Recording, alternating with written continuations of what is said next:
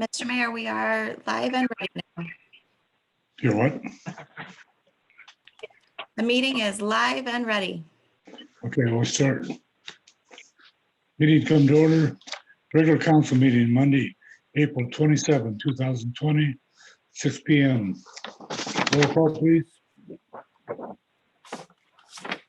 Mr. Campbell, Here. Mr. Morrison, Here. Ms. Rojas, Here. Mr. Nathan, Ms. Sweat, Here. and Mr. Kohlberg. Here. And Mr. Mayor, I see that George just joined us. He'll be joining us as a panelist in a minute. Nathan. Yep, Mr. Nathan, Yeah, I'm here. we have a quorum. Okay. Join me in pledge of allegiance, please.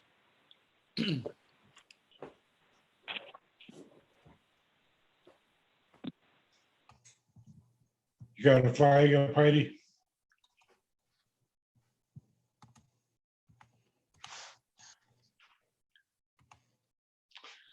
I pledge allegiance to the flag. To the flag, States of the America, United States of America, to the And republic to for which to the republic for which it stands, And one nation under God, Under God, indivisible. indivisible, with liberty and justice for all. Liberty and justice for all. Excuse the absence, we have none. Agenda approval, please.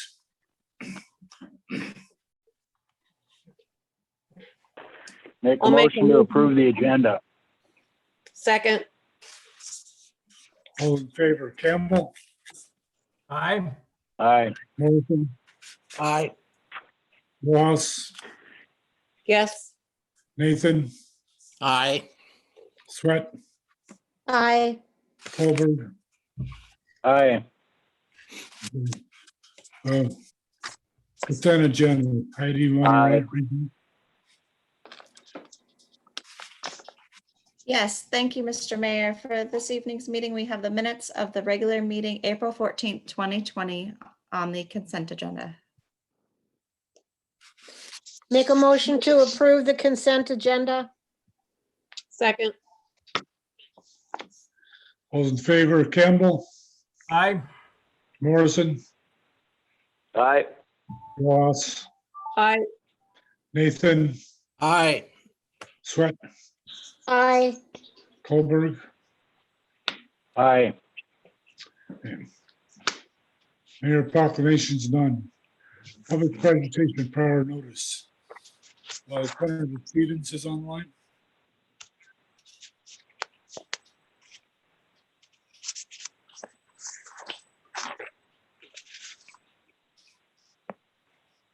Heidi, Yes, we have Senator Stephen, or sorry, Senator Stephen, and I think Representative Stutes was having technical difficulties. Senator Stevens, are you there?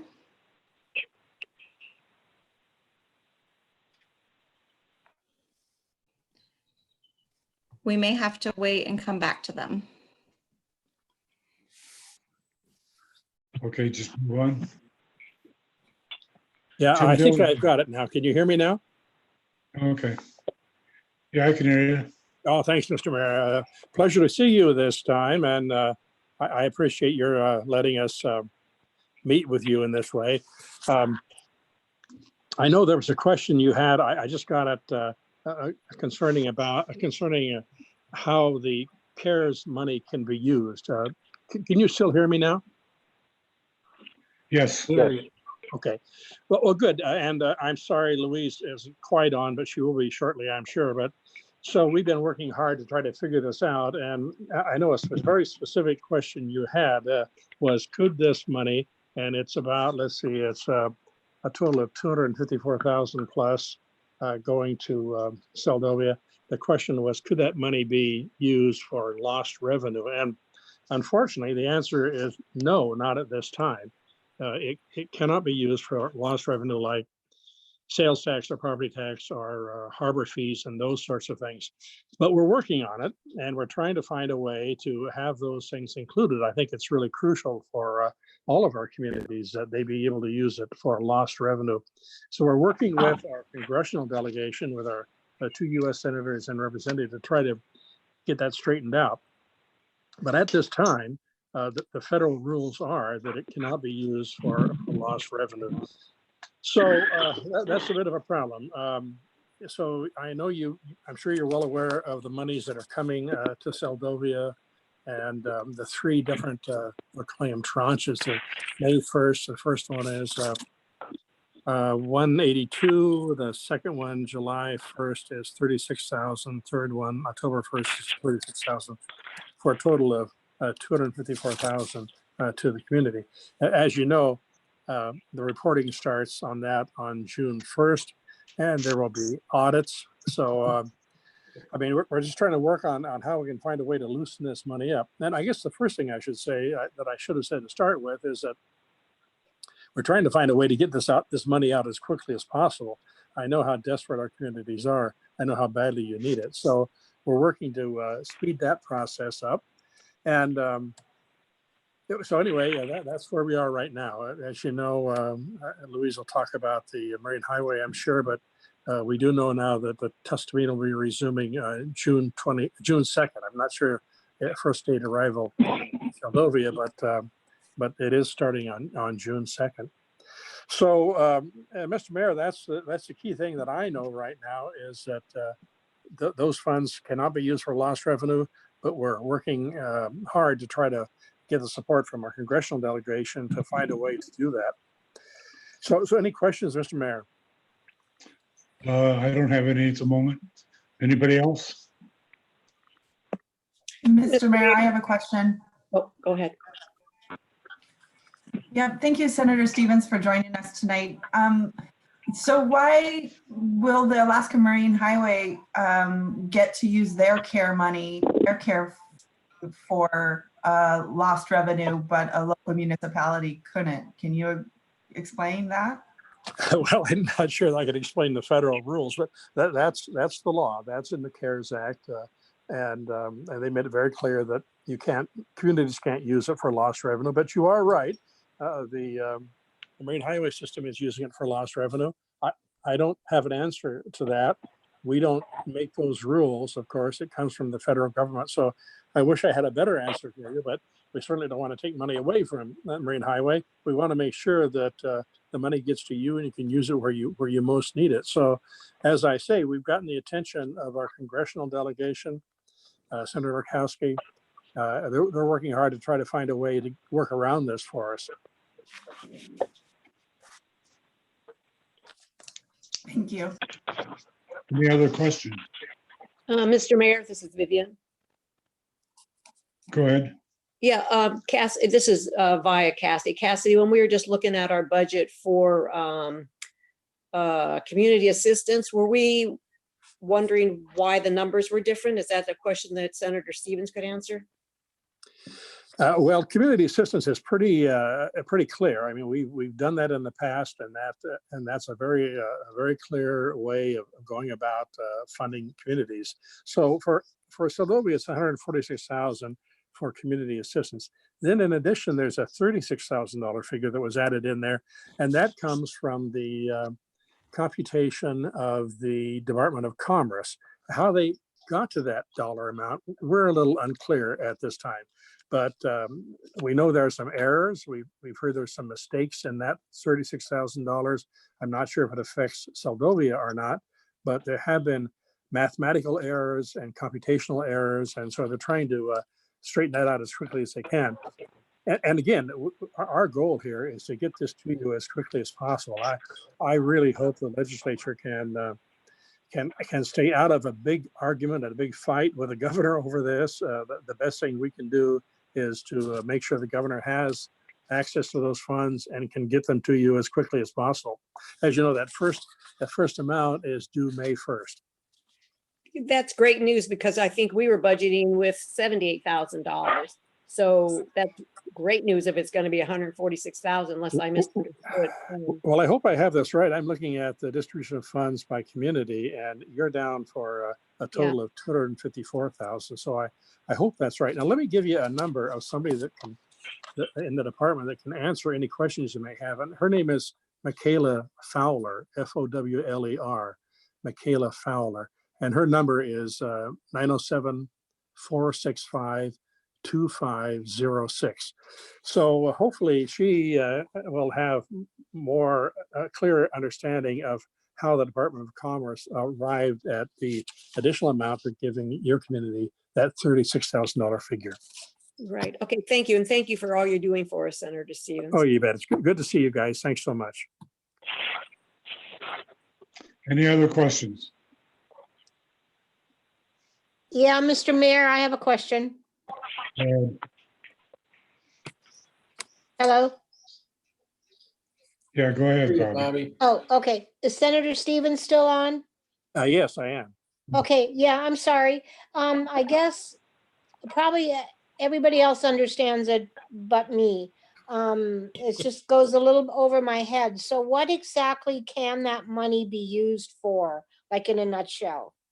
Well, in a nutshell, it's supposed to be used for COVID issues, for expenses that you have dealing with COVID-19, the experiences you're having. That's what the money is for. Now, I know, I know that many communities are not going to be able to spend the money that they've been allotted just for COVID-19 issues. I don't believe they will. So that's why we're trying to spread it out a little bit to make sure that you can use it for other issues. But anyway, that's basically what it is, only for COVID expenses. Okay, that's what I thought when I read it a little bit more, but like I say, it kind of went over my head. So, okay, thank you. No, you've got it. That's exactly right. But we've got to keep plugging away here and try to find a way to help you to use it for lost revenue. That's the key thing to most of our communities.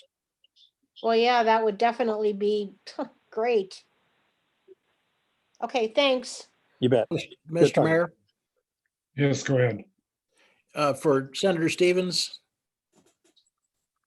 Yes, sir. George Nathan with the council, sir.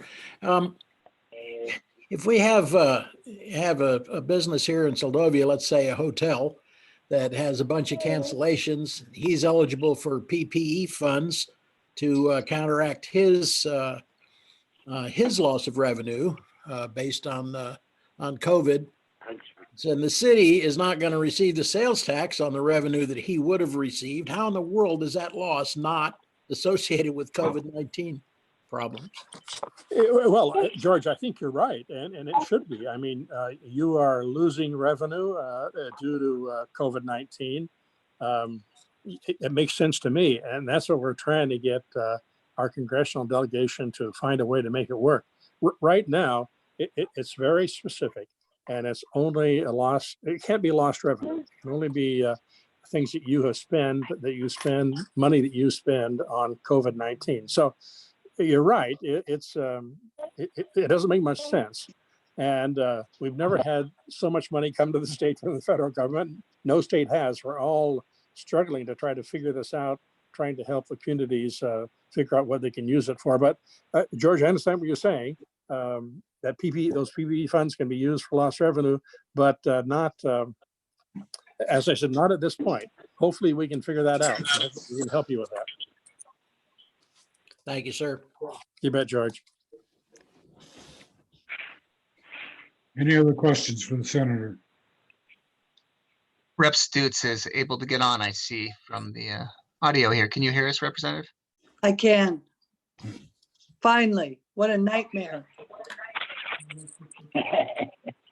Blame that Louise. one on my poor instructions. Louise, this is Gary.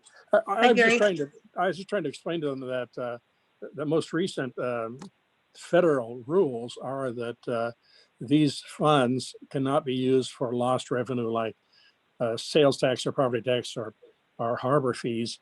But we're trying to find, work with our congressional delegation to get them to help us so we can expand the use of those funds. Right now, it's pretty clear. It's only to be used for COVID-19 expenses. But as I was trying to tell folks, we've got to try to find a way to expand the use of those funds. Well, and that's true, Gary, but in our conversation with Senator Sullivan the other day, our leadership group had a conversation with him. And there might be an avenue, and that avenue might be that if you've taken city money or borough money that you would have normally expended, I'll take Kodiak. If the Kodiak Island Borough took their money that they were going to use to pay the school bond debt reimbursement and used it for COVID expenses, then they can replenish that money back in to the fund where that school bond debt money was going to be utilized. I also, based on the conversation we had today, I've had about 2 or 3 meetings today. When the checks go out, it's going to be pretty explicit what you may or may not apply those funds to. And the big caution is going to be for every community. Be very careful, because if you apply them to something that isn't appropriate, you're going to be on the line to repay those funds. Well, Louise is absolutely right. And those reports start June 1st, and they will be audited. So you want to be real careful. And hopefully we can get some changes made to the rules so that you can use them for lost revenue. And I also know that, and this was my opinion, and actually it was agreed upon with the House leadership and the House caucus, that these funds, every community is going to have to provide an audit in order to see how these funds have been expended.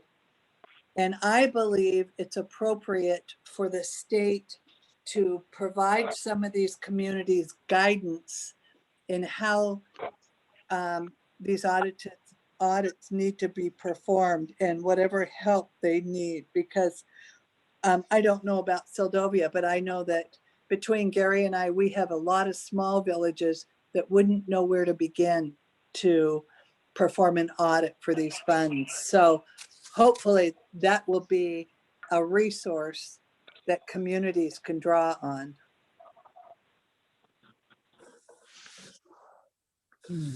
Mr. Mayor, if I may, Yes, go ahead. will Oh that my audit goodness, be, hi, will that audit be in addition to our regular audit that we have every year? It would be a monthly audit that it would be required to track the spending of the COVID funds. And we have to pay an auditor to do those audits? That's a big question. And that's what I was saying. I believe that it's, if the state or the feds are requiring these audits to be performed, then these communities that are depending on these funds for survival certainly aren't going to have the wherewithal to bring in a CPA or whatever it takes to do an audit. So hopefully the state, the administration, the feds, someone will provide the necessary expertise to help these communities with this audit. Well, thank you for thinking of that whole conundrum in itself and putting a voice behind it. Right. I know it's really disconcerting. And I heard something a few minutes ago, and I'm sorry, I've been pulling my hair out and I don't have all that much trying to get online. I don't know what it was. I didn't, you know what it was? I didn't have one of the numbers, but Matt just emailed it to me, whatever it was. But I heard you somebody ask a question about the Alaska Marine Highway System, but I'm not sure if it got answered, and I'm not sure what the question was. I just mentioned, Louise, that the test committee is supposed to return to service on June 2nd. I don't know what the service is to Seldovia at that point. Do you have that? I do not know. I know that the service has been greatly reduced. However, I know that the governor is, whenever he makes these cuts and these vetoes, it's always based on this Alaska Marine Highway Working Group. And so far, that working group has not been very productive. And my office, we sent Tom Barrett, who is the chair of that group, an email just within within the last week, requesting that we step up to the plate and start having at least weekly meetings so we can move forward. Because my concern is, with all this COVID money, there's $29 million that essentially, I don't know all the parameters. Matt was gonna check on it and he could probably add to this, but there was $29 million that conceivably could have been allocated to the Marine Highway System. And the governor has determined that he's only gonna allocate $5 million. So I'm anxious to get this group up and moving forward so we can say, yeah, Gov, we can use that dough. But Matt, were you able to find anything out? No, I wasn't. I sent an email out, but I wasn't able to find anything specific out other than what you just said. I think was totally accurate, that there's 29 million that could be allocated and that we've heard he's allocated 5, but I wasn't able to get any more specificity than that. Right. So I really am not privy to any of the new scheduling. I see that there's let me just summarize it by saying, I can feel pretty confident in saying no community will have the service they've had in the past. I think the objective is going to be to give every community that depends on the Alaska Marine Highway System enough service to maintain sustainability. And to think that we're going to have 12 vessels operating is foolishness. I had the opportunity to speak with the Inland Boatmen's Union, and these individuals, most of the inland boatmen pilots start out on the Alaska Marine Highway System and then they move up. And it was their opinion that coastal Alaska, all of coastal Alaska, including Dutch Harbor, can be serviced with between 6 and 8 vessels, and that would allow for a layup vessel in case of emergency. So right now, my objective personally, and for the communities that I represent, is to make sure that we can have enough service, as I said earlier, that maintains sustainability for those communities that depend upon it. That was a long answer to a little question. Sorry. Yeah. Mr. Mayor, if I may. Go ahead, Vivian. Yeah, Representative Stutes, if I could just clarify. When you were talking about that $29 million and 5 million went to the ferry, was that CARES money or is that state of Alaska budget, that 29 million? No, that's COVID money. Wow. That has not been distributed as of yet. And the governor said 5 million could go to the ferry. That was it. So far. And so the ferry service that you were talking about and what we're looking at, is that because of the COVID issue or is that? Yes. not state It's budget. because the Alaska Marine Highway System is not prepared to have on their vessels the social distancing that has been required by the administration. They felt like it would be too difficult to implement that and put enough people, vehicles on the vessels to warrant operating them. That's why they haven't been operated thus far. Okay. If I can jump in briefly too, I believe, I don't know if this was said, this is Matt with Rep. Stute's office. I believe that DOT just came out with an estimate today that June 2nd would be the return to service date of the Tustamina. That's their new stance. So there's that is going on with the COVID, but certainly the new schedule that's going to be coming out in the fall is going to be drastically affected by the vetoes. So you have the two different issues. You have the timing of when they're going back in service, plus the funding issue of this next upcoming schedule. Right. And that's why we're hoping, above all hopes, or I'm hoping, that this work group can move forward, because we would have the opportunity to affect the up and coming schedule. Thank you, Yeah, Representative Scoot. I sure hope you can make a change with that work. group. Hey, that is my number one, you know, that and fisheries. And I don't know if you guys have touched on fisheries or not. Mr. Mayor? Yes, go ahead. Yeah, Mr. Mayor? Yes, I hear you. I have a question. What's the cutoff for spending this COVID money? And what happens to funds that are left over? And can we put them into a COVID account if this comes around next year? Or what happens with the money that's left over that we can't figure out a way to spend? It goes back to the federal government. And that is something that Alaska Municipal League is working on, because it appears that there's a lot of communities that won't have the capability of spending the full amount.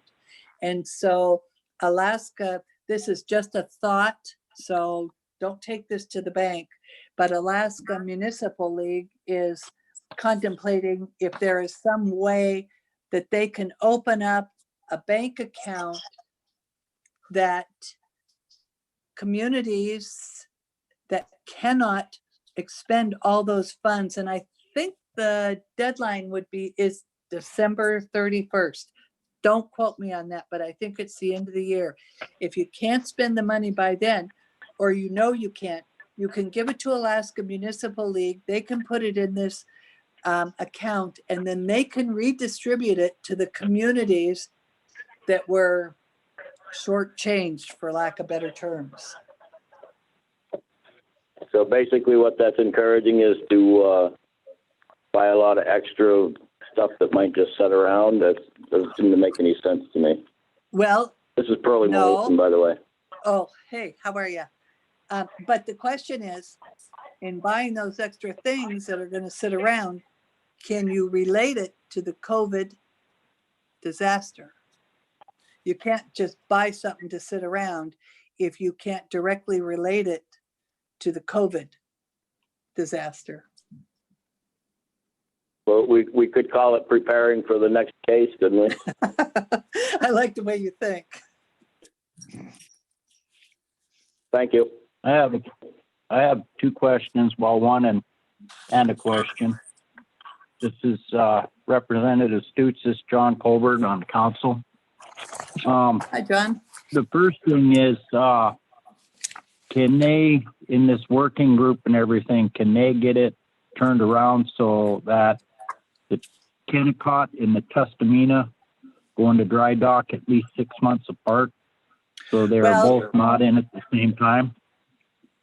We tried to work on it. Oh, I'm sorry. Go ahead.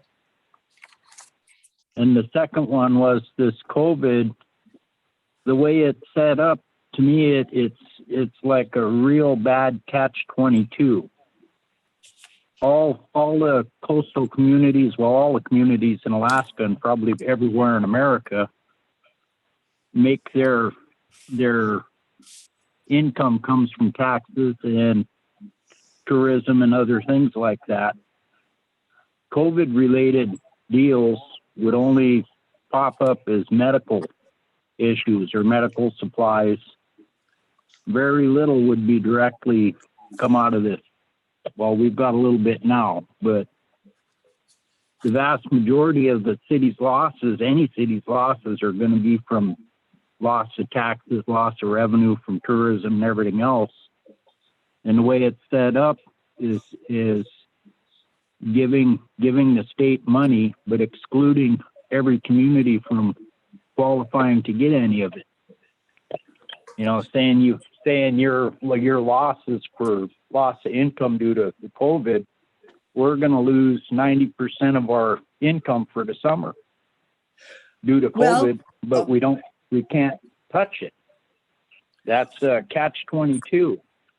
Well, And then have you turn around and spend at least 5% of that money doing audit. well, that's not necessarily true.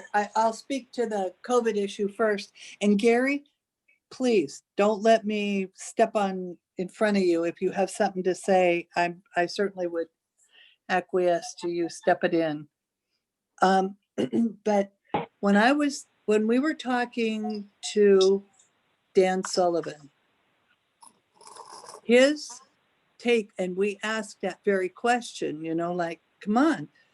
And the idea was, okay, so how many city employees, whatever, spent their time doing things specifically related to COVID, whether it be figuring out how you're going to quarantine people, whether it be just your employees focused on the COVID issue, whatever it might be.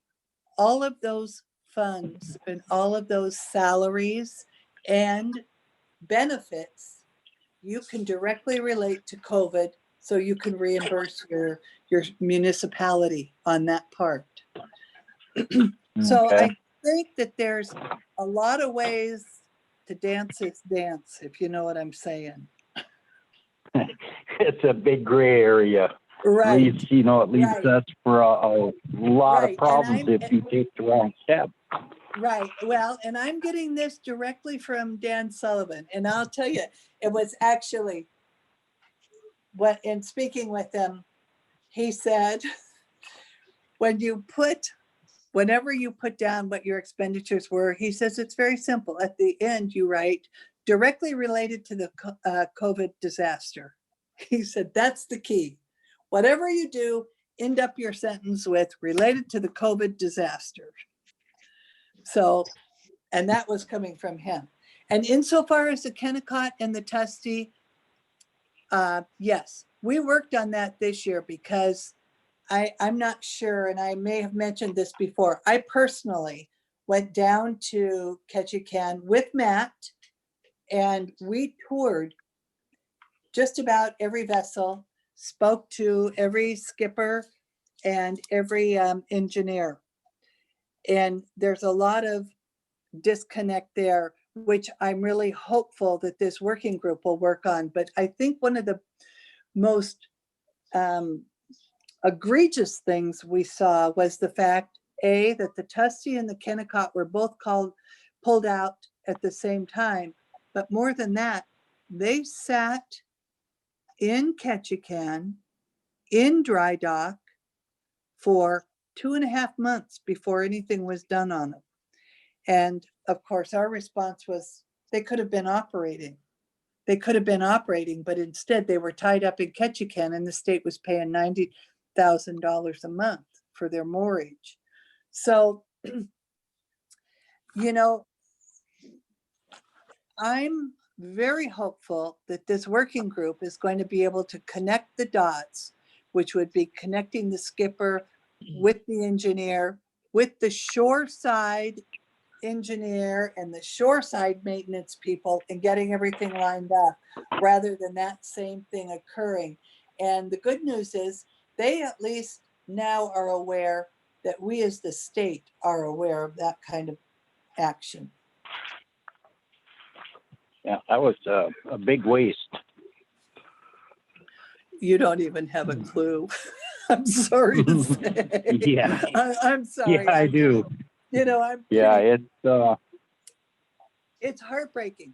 I'll tell you, when I yeah. left Ketchikan, I was absolutely heartsick because I knew of the number of communities that were suffering for no good reason from my perspective. Now, I want to add to that. I'm not a captain. I'm not a skipper. I'm not an operator of a marine vessel. But I'll tell you what, I was a fisher person with my husband, and we fished on boats a whole lot older than our fleet and a whole lot safer. Yeah. And a whole lot, you know, so anyway, enough. I'm sorry. Yeah. No, thank you. My pleasure. Mr. Mayor, Who is it? that's Jeremiah. I have a comment. Go ahead. Yeah, thank you. Yeah, thank you, Representative Stutes and Senator Stevens for joining us tonight. I just had a couple comments. The first one on the Marine Highway kind of just summarizes what you, my thoughts on the Marine Highway and how it's been run by the state. Just a personal assessment. I think the state's basically run that whole system completely into the ground. It's very unfortunate how it's ended up here. I mean, so many, people throughout the years can look and see how it's being run, and it's frustrating that, no one's taken note, or the state hasn't taken note on the routing, the manning. I know there's a lot of union requirements that basically drive the entire program. That's, without a doubt, the union pretty much runs the Marine Highway system, and that's what has the most impact on it. But it's very frustrating to see when you see the scheduling, the dry dock scheduling, all of that, basically that goes to your guys' point. It's frustrating that no one in the state government has done anything about it. Plenty of people have taken note, but still there's just been no positive action. And I hope that, maybe something will come out of this work group. It doesn't sound like it's very optimistic at this point, but that was just my personal comment on the Marine Highway. The second one is in regard to the CARES Act, the PPP. While I've got you both on here, and I know Tim Dillon's going to elaborate a little bit more on this. Tim's a friend of mine. I've spoken with him a number of times on this, and it's me and my wife, we own the Boardwalk Hotel here in Soldovia, and it's this whole process has been very frustrating on just simply applying, understanding what you qualify for, what you apply for, or how to apply, the lack of response from lenders, the lack of response from the SBA. Ironically, we had $1,000 deposited into our account last week. We have no idea what that's for. Not a single clue, because there was not an email, not a letter, nothing. We applied for the economic disaster assistance loan, and we didn't apply for PPP because we're a small seasonal business. And if you read deep into that, we didn't have any employees at the time. We gross over $400,000 a year, but we do it in a matter of about 90 days. And that 90 days is not here, but it's almost here. And we've also received about 90% of our summer cancellations. So we're going to have a severe impact. And in my opinion, there's not a lot of relief for businesses like ours. So lots of frustration. You guys have probably heard this from people all over the state. I know I've attended I attended a teleconference with Senator Stevens and Senators Murkowski through AGC, and that was kind of the same thing they were hearing all over. But I just wanted you guys to hear it from me, personally as a business owner and as a member of this community. It's really frustrating, especially when we're hearing about the types of and sizes of businesses that are getting loans. And what they're being used for. I'd be real surprised if there was a public, a public list when this was all over of who got money and how much.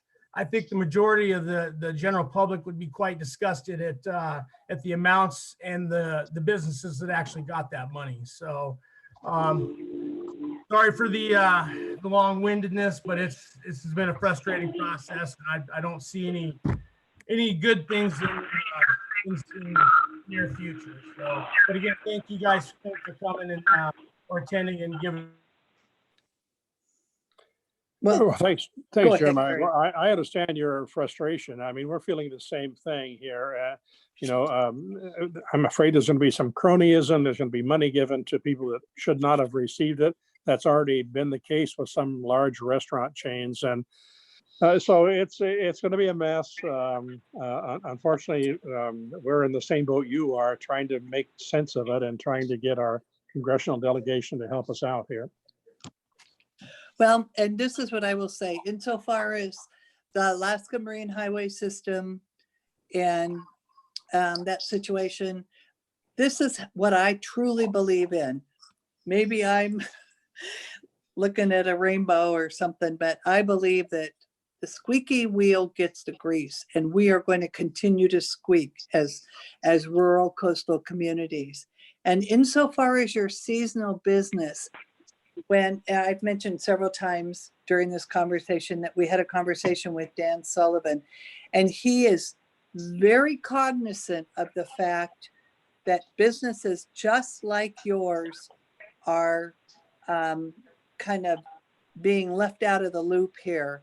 And so there are efforts being made to equalize that. And if you get a hold of my office and give Matt your information, as we get information, we'll be happy to pass it on to you. But he's very cognizant of the very issue that you said, seasonal businesses and so on.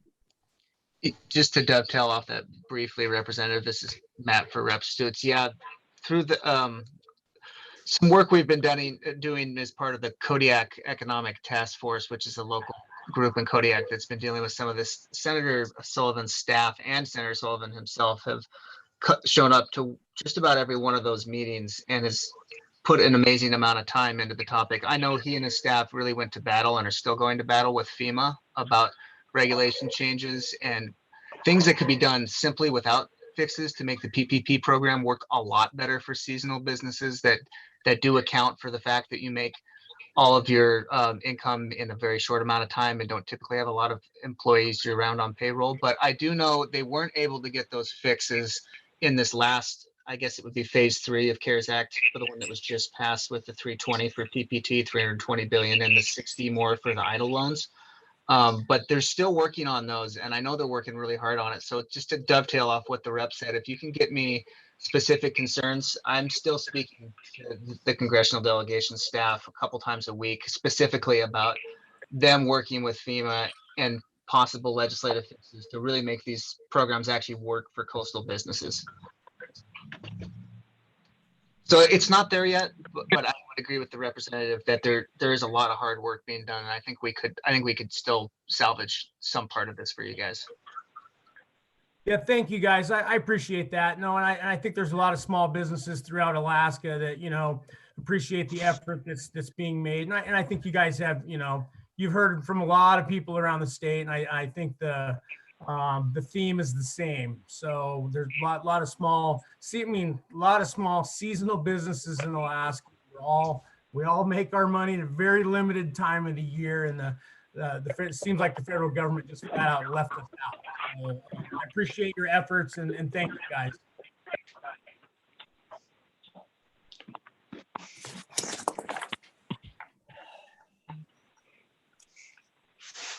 Do we have more questions for the senator?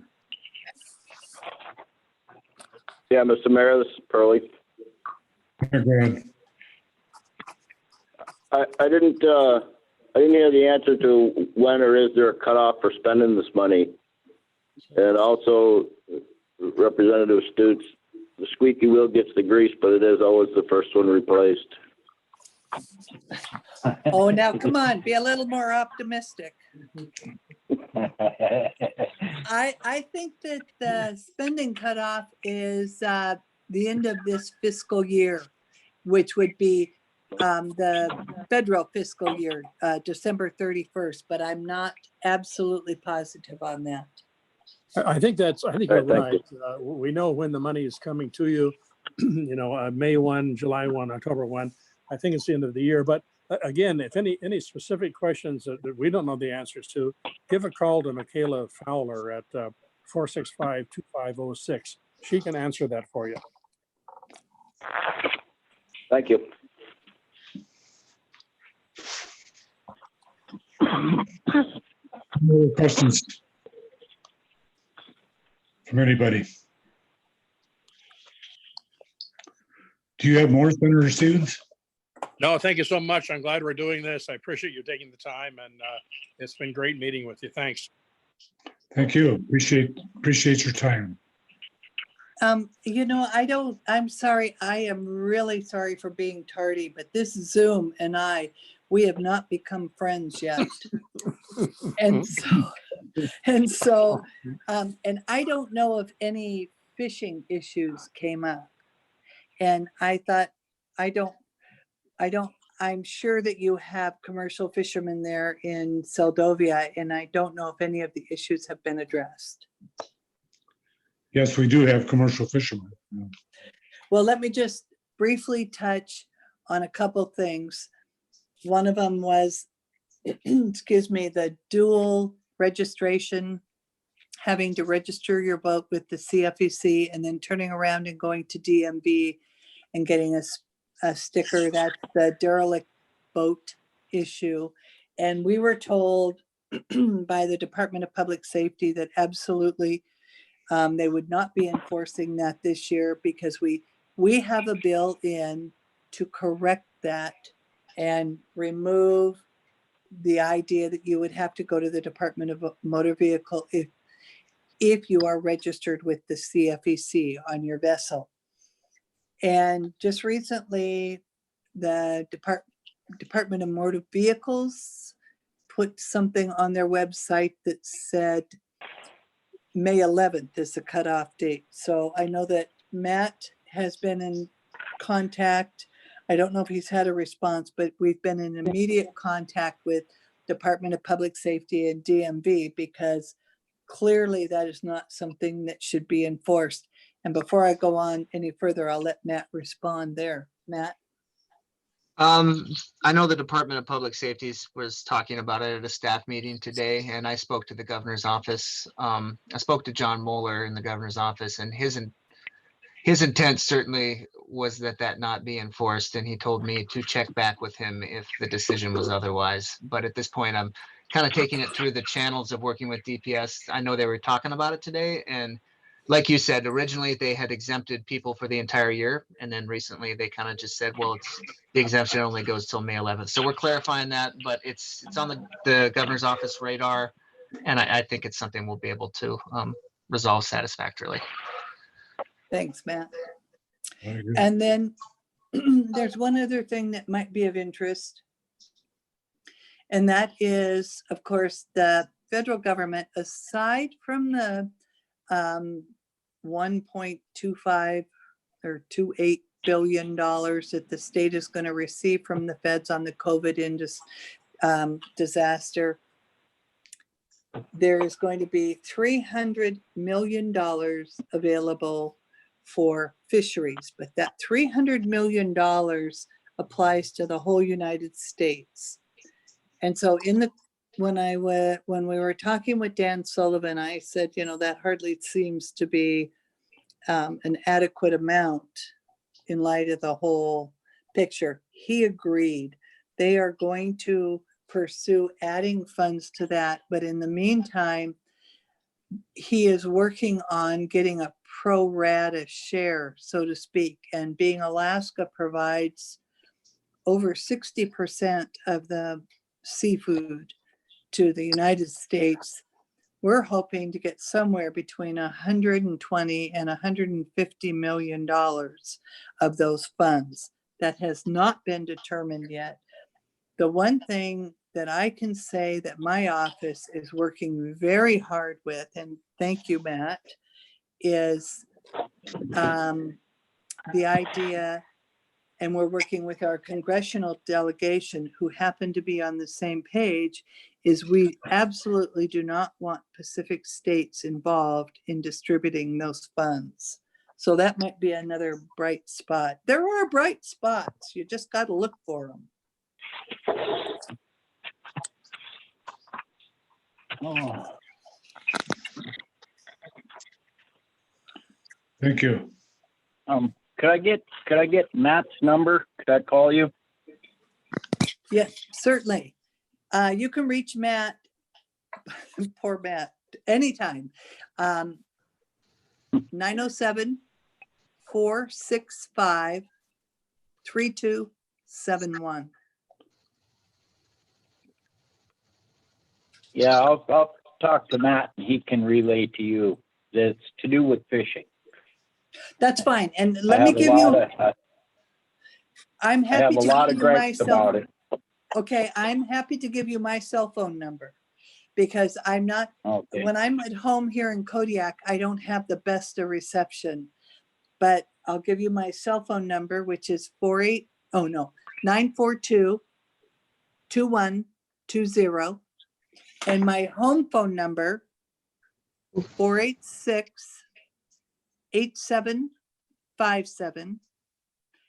And my office number here in Kodiak is 486-8872. And between one of those three numbers, I'll guarantee you'll get me. Sadly, Okay. all my phones are forwarded to my cell phone, so you'll get me pretty much whatever. And Matt is Okay. he's terrific. He's a fisherman. I've got a win-win deal. He's really good at his job and he's also a fisherman. So he really gets it.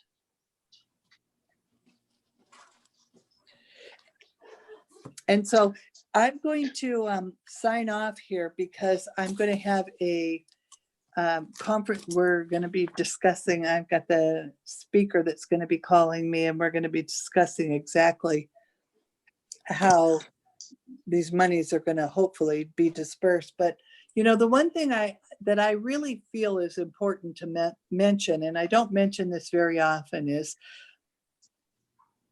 I always tell the people that I represent, and I represent half of what Senator Stevens represents. But I feel like the people that we represent are very fortunate because the senator and I, first of all, get along fabulously.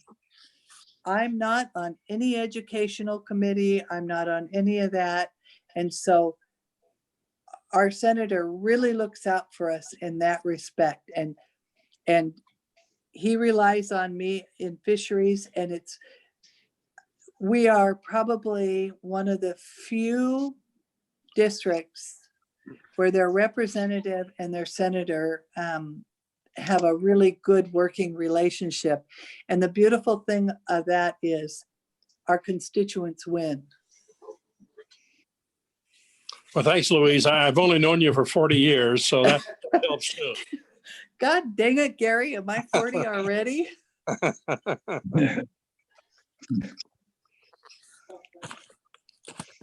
We thank you for your time. You bet. Thank you, Mr. Mayor. I appreciate it. Thank you. And I'm sorry it took me so doggone long to get on. Next time I'll do better. I'll start a half hour early. Okay, thank you. Thank you. Thank you both. Thank you. Thank you, guys. And please feel free to reach out to our offices. If there's any question, any issue we can help you with, that's our job. We're here to help you. And I presume I'm speaking for the senator, but I'm certainly You speaking bet. for myself. Anytime. You bet. Thank you. Thanks, Good. Al. Thanks. Matt, Good. thank you. All right. Bye. Moving on, Mr. Tim Dillon. Are you there? I'm here. Can you hear me? Yeah. Well, while Heidi is getting my presentation up on the screen, I just wanted to comment on a couple of things that the senator and the representative said, just so that you know. First of all, they're doing a outstanding job representing everyone. The whole Marine Highway piece, just so that you know, when they talked about the 5 million being carved out for the Alaska Marine Highway, they were being very generous when they said it was out of the 29 million. realistically, there's 81 million that the governor wants to spend in the Department of Transportation out of these dollars. 49 million of it is towards aviation, towards the rural airport system. 3 million of it is towards the Whittier access and tunnel.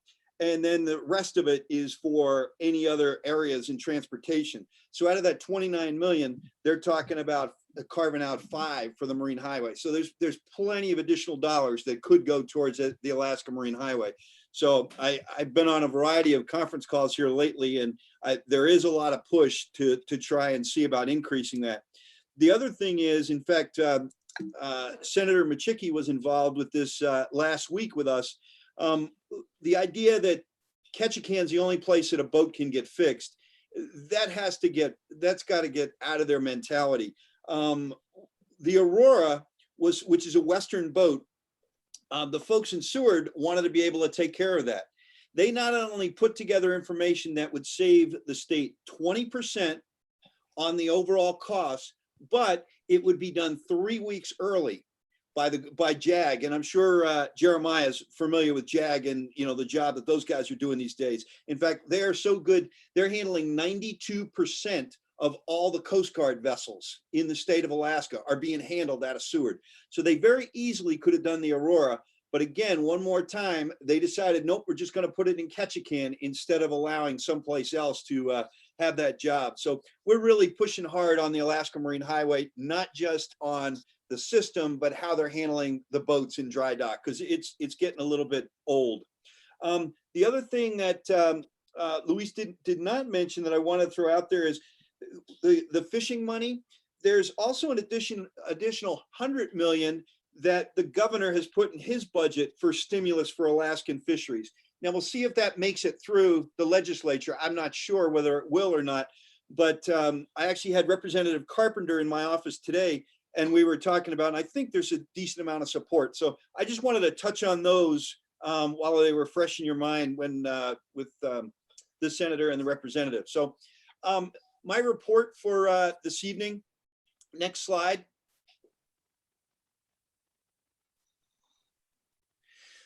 Back around a month ago, we started discussing some things with the folks in DC and Juneau about what can we do to stabilize our economy, what was out there, how could we try and help, what did they need in order to make sure that we could get the dollars we need here in the borough. Survey that was open from March 20th to March 27th.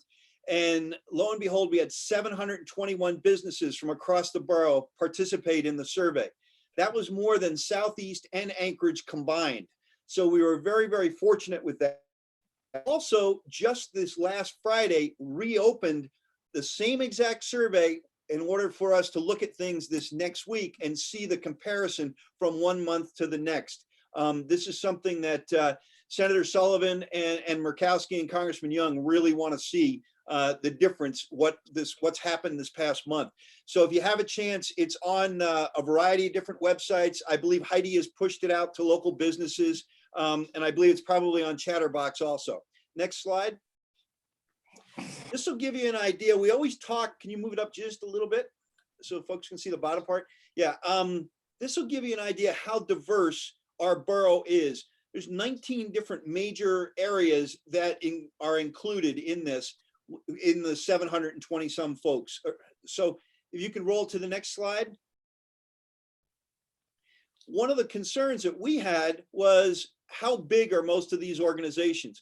Because this is a real help when we start looking at how the federal government has put together things like PPP and some of their other loan programs. They just don't work on the Kenai Peninsula. They don't work in Alaska, but they really don't work on the peninsula when you're starting to talk about businesses that are only 1 through 5 people that are working. Because whether it's the PPP or the loan program with the advance, it's all tied back to how many full-time employees you had on a specific date. So this was really important for us to see. Next slide. You'll see that it changes, but very, very little during peak season. You're still talking about a majority of the workers and a majority of the different organizations being 50 and less. The other key thing that folks were a little confused about is how to count a full-time person. As you know, in the hospitality industry, it's very difficult to figure out how to count some of those, especially across the board when you're talking about one of them being a mom and pop coffee shop versus a brewery versus a sit-down restaurant. So what it really showed us again, though, is that we're talking about smaller numbers. Next slide. You can see 91, back in March, 91.9% folks were already seeing some kind of a disruption in their business due to COVID. Next slide.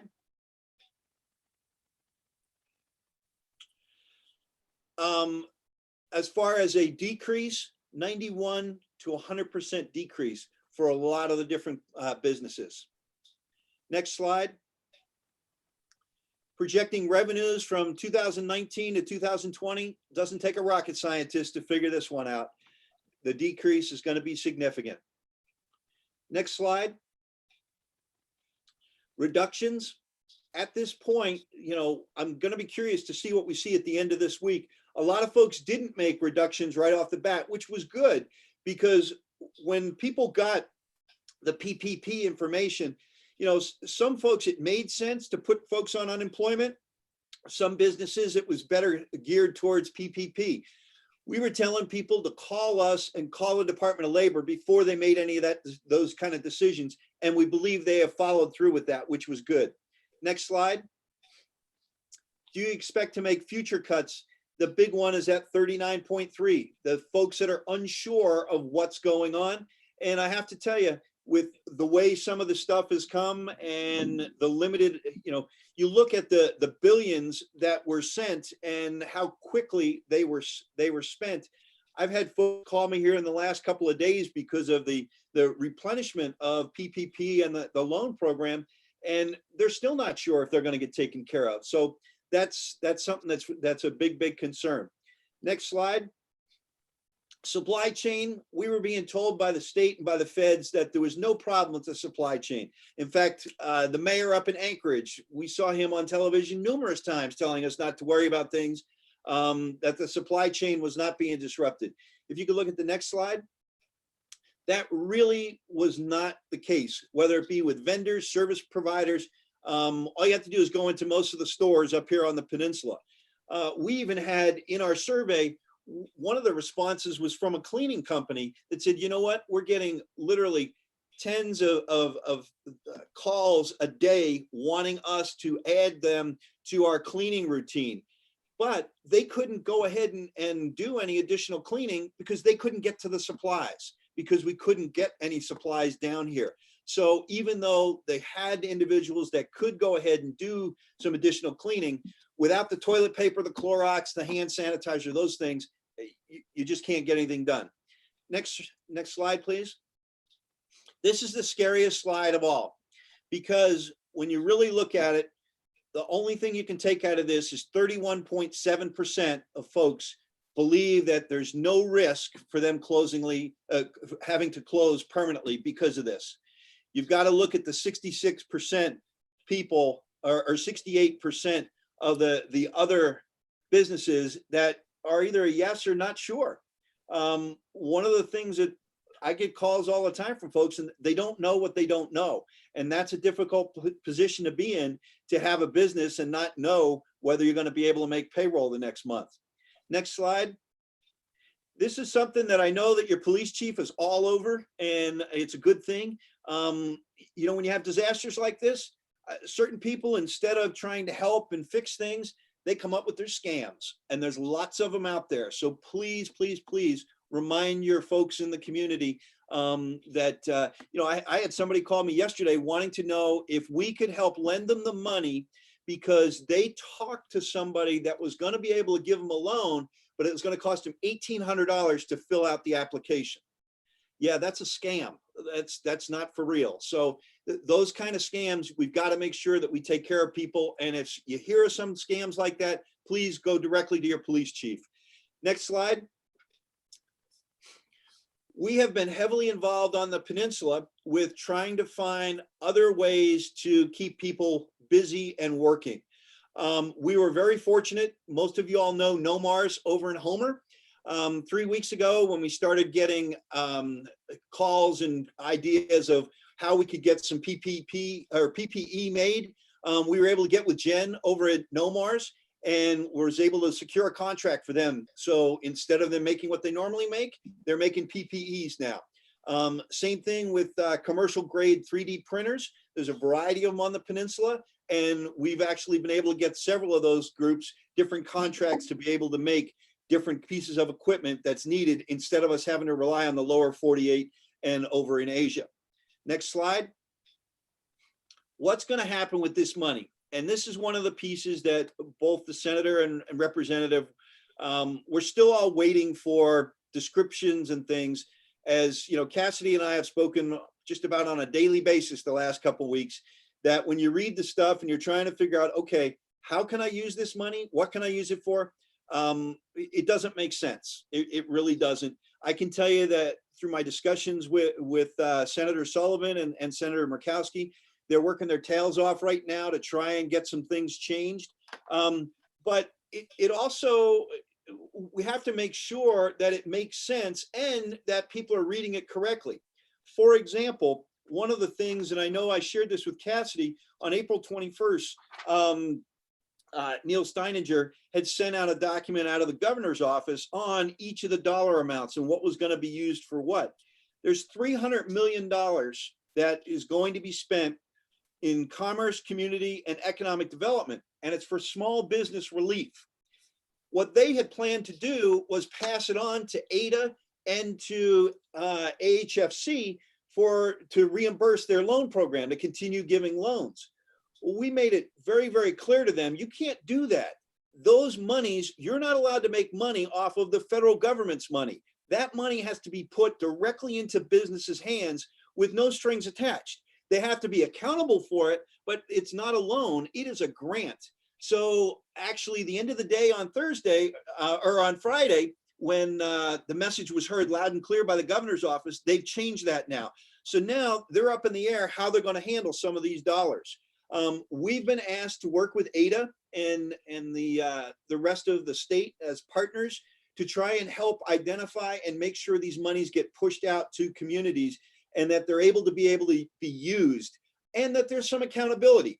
I can tell you the biggest thing that I'm seeing right now from an accountability standpoint and what I am recommending to the governor's office is that anybody that receives, any small business that receives any kind of a grant through this program, through the coronavirus, the first thing that they need to do is they need to agree that they're either going to take a webinar or a face-to-face class on accounting. We are finding just basic accounting, how to read a spreadsheet. A lot of our small businesses don't know any of that stuff. They don't understand it. I've heard from numerous businesses that didn't realize that when you take a deposit, if you're in the hotel business or B&B business, when you take a deposit in September or October, that's not for you to just be able to play with. That's supposed to be in a bank account. That's encumbered. That's half of the money for Johnny Jones and Susie Smith when they come to your facility come June or July. And everybody has, different processes on how cancellation fees and everything like that. But nowhere is anybody able to just take that money and just use it for Christmas or whatever you want. I had one young lady on the phone here last week that was crying her eyes out because she had taken money and started in September and October, and she had spent all the money, and now she's got all these people saying, we want our money back, and she has no money, and she's coming to us and asking us, well, can we give her the money to pay back the deposits that she spent already? That's not something that we're going to be able to do, and I don't know of anybody that's going to be able to do that. So we want to make sure that we use this opportunity for folks to learn and understand. That's not to say a lot of people don't know how to do what they're, set up their businesses. A lot of them have done it correctly and, they're fine. But we've got to make sure there's accountability when there's dollars going out. Next slide. People continue to ask me, what can I do today to help my situation? 10 minutes, 10 questions, 10 years of impact. Get online and do the census. I'm going to tell you right now, and I've seen, you know, I monitor Chatterbox and all the different things, and I saw the questions, well, you have to have a code, you have to have a password. No, you don't. And Sue Hex was spot on with everything. All you do is go online, you just bypass that question, you answer the 10 questions, and you go ahead and file. Soldovia, right now, we're in double digits now, but we're at a straight 10.1% of all folks in Soldovia have actually filled out the form. We got to do better than that. If you want money from the federal government, this is the way to get money from the federal government over the next 10 years. When they're looking at roads, when they're looking for assistance that you need with the water system or those kinds of things, please, please, please get online, get it done. If you need help, ask Heidi, she can help you with it. If you need help, call me. But Soldovia, you've got to do a better job with this for me. And because it's not just doing it for me, it's doing it for yourself and for the Kenai Peninsula Borough. Next slide, please. You all know that we are not part of a government agency. We're a separate organization. We've got an awesome board, and Cassidy is your official representative. We were going to put Cassidy's daughter in that picture, but we didn't want to have to go online and snoop one out. I see that smile, Cass. So if you need anything, if you've got questions, Cassidy can always get to me. Next slide. Where are we going and what are we doing? We are working on an economic resiliency plan. We actually talked to Willie today and to Kelly about some of the things that we're working on, looking for this for the next 2 years, trying to go ahead and figure out what's the best way to approach economic resiliency for the Kenai Peninsula. We're also working on a revolving loan fund expansion. Currently, we can only go up to 25,000. We are hoping that with this additional loan expansion, we'll be able to go pretty close to $100,000 with a loan. The last part is the manufacturing extension program, which we're working on with the feds, assisting with different areas, whether it's somebody making widgets or somebody making hand sanitizer or brewing beer. We're actually trying to make those connections for folks so that they know where they can get their bottles or their containers and things from, and work on making sure that the Alaska products are out there. The last thing as far as major project updates is we are kicking off our comprehensive economic development strategy. We do this once every 5 years. We're going to kick it off on July 1. Every one of the communities is going to be heavily involved with this so that we can go ahead and make sure that you see yourself in this plan. This is a plan that when the earthquake money started flowing into the state, this is the plan that the federal government was looking for. You had to have one of these in place in order for the organization to handle any of the money. And as I think I mentioned to you guys a couple of months ago, the 3 areas that the monies could be spent were up in the valley, Anchorage, and down here on the peninsula. And we were actually the only ones that had one that was approved on file with the feds. So we've been helping with the processing of a lot of the earthquake money. And that's where we're getting the opportunity with the economic resiliency plan and the revolving loan fund.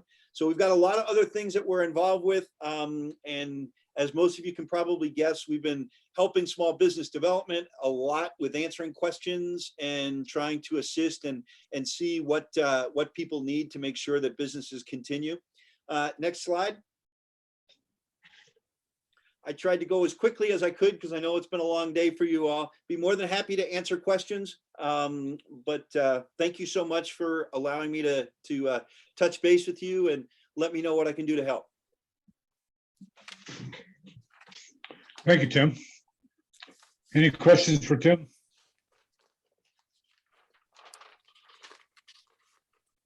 Anyone? Yeah, I don't Mr. have Mayor. Oh, go ahead, Jeremiah. Go ahead. No, go ahead. Yeah, okay. Thanks, Tim. I appreciate the update there. I won't go on a long diatribe. So you heard me on my previous rant there. So thanks for the update there. Yeah, the 10.1% on the census, that's a little bit disturbing. We definitely have to do better as a community on that. That's not good. So yeah, I know things have been, since we last talked, there's been probably 100 different changes to, to the CARES Act and the additional money one comment I wanted to make, which is very frustrating, is that most of the banks, if not all, basically said, pound sand, if you're not already in the queue, don't even bother applying the second go around. So very unfortunate, but yeah, if you drug your feet and you didn't apply, or you were confused, or you just didn't get it, you're going to be left out on this one as well. So yeah, not a good system, but that's what we're dealing with. You know, one of the interesting things, you're spot on with all of it. I think part of what this has done is it's really shown the gaping holes of the system that's out there. Remember that this was put together so quickly. It was only a month ago that the Assembly approved the earthquake money for the schools that were damaged in 2018. That's how slow the system normally works. So for something like this to be put together so quickly, I can tell you, I had a conversation with Don Young the other day, and he was like, hell, I don't know anybody that's read the whole thing. You know, it's just one of those things. And we're finding one mistake after another. Okay, how does this work? How does that work? You know, and again, I know this is no consolation, but I think people need to continue to pay attention about what's going to happen out of the governor and the legislature is probably going to get called back here within the next week, and we'll have to watch what that little dance does. But we are really pushing for grant dollars for small businesses. And when we're talking about small businesses, we're talking 50 and smaller. We don't believe that businesses above 50 should be involved in this grant program. So that's part of it. The other thing is too, I just want to remind people, if they're in a jam and they need some kind of a bridge loan, a small bridge loan to get them over the hump, call me. You know, we still have money. We can try and help you with stuff if people are out there and need those smaller dollar amounts. Yeah, thanks, Tim. Appreciate that explanation. Any other questions for Jim? For Tim, I'm sorry. Change my I name. I just have a comment. Tim, it's Bobby. I just wanted to tell you thanks for giving this presentation. It was very enlightening, to say the least. You're Thanks. welcome. You're welcome. I can tell you that once we get through this this survey, and please, if you haven't gone on, if you own a business, get on there and fill out the survey. The survey will close this Friday evening. By the beginning of next week, I should have a 2-pager on the comparisons from last month to this month. And I was planning on getting it to Cassidy and then hopefully the council. Okay, thanks again. You're welcome. Any other questions? Yep, Mr. Mayor, this is Vivian. Thanks, Tim, for the update. You're welcome. Good information. And actually, if there is anything that you can do for those people in the survey who said, you know, I don't know if I'm gonna have to close my doors or not, those are the people you want to be able to bridge them over. So whatever you can do would be appreciated for any of them out there. But thanks for everything. You're welcome. Anyone else?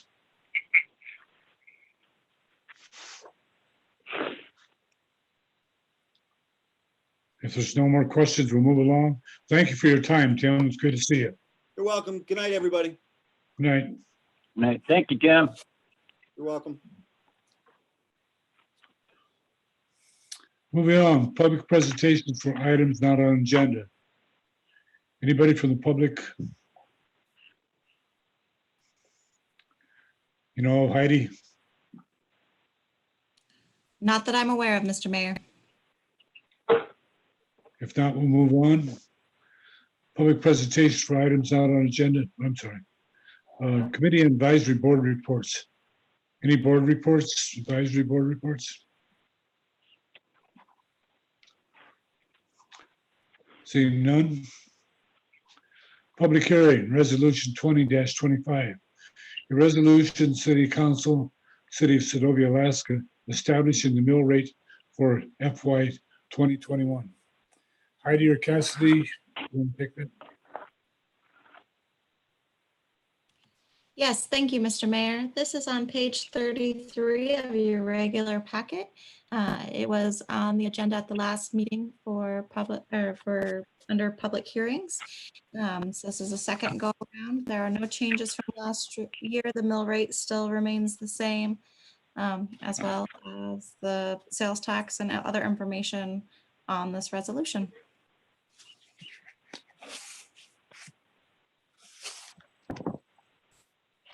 Comments from the council? Anybody? Yeah, it's Bobby. Yeah, I support this resolution. We've talked about it in length, and we should move forward with it. Okay. Anyone else from the council? Yeah, Mr. Mayor, just real quick, same thing. I'll be voting in support. Yeah, I think given where we're at with in today's world, I don't think you know, an increase or decrease is warranted at this point. So I'll be voting in support of maintaining at 7.5 mils. Thank you. Thank you. Anyone else? If not, we'll ask the public, any comments from the public on this item?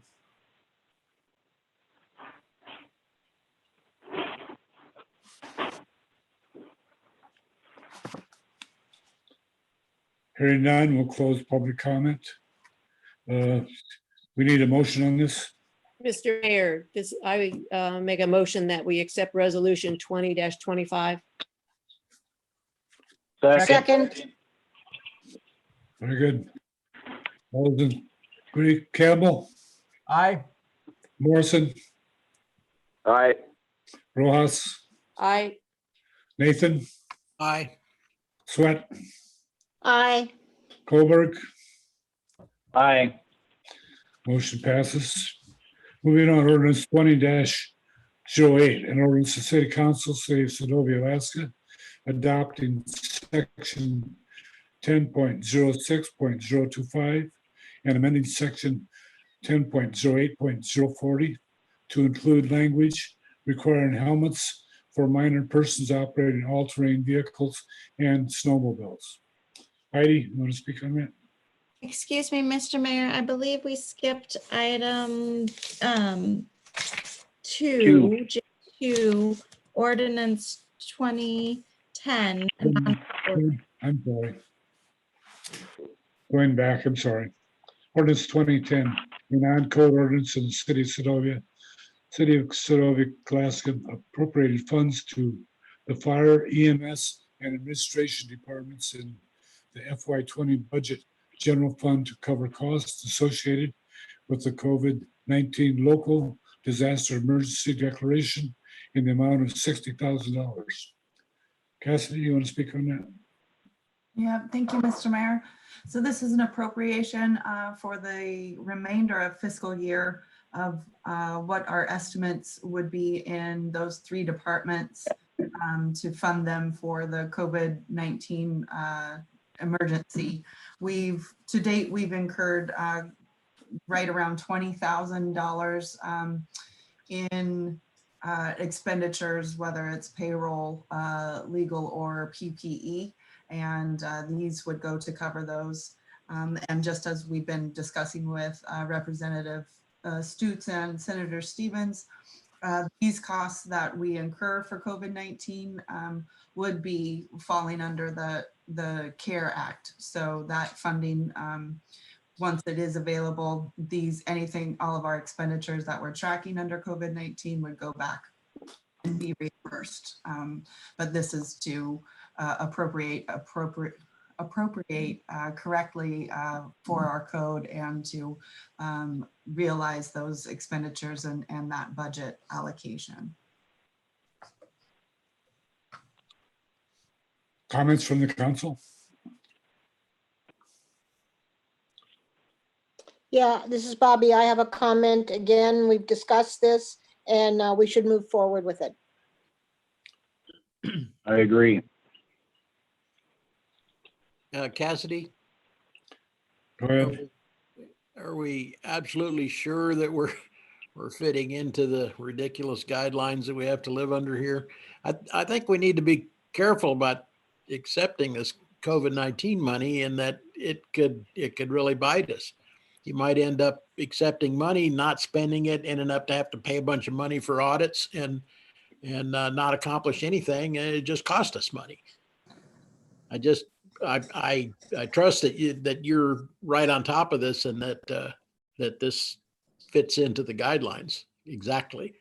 Yeah, so these will fit into the guidelines, and the guidelines I've included in your guys's, I think it's in your laydown from OMB, those exact guidelines. But these expenditures that we've also incurred would fall under the FEMA reimbursement program, and some of the expenditures that we've spent in the EMS department have already been processed through FEMA.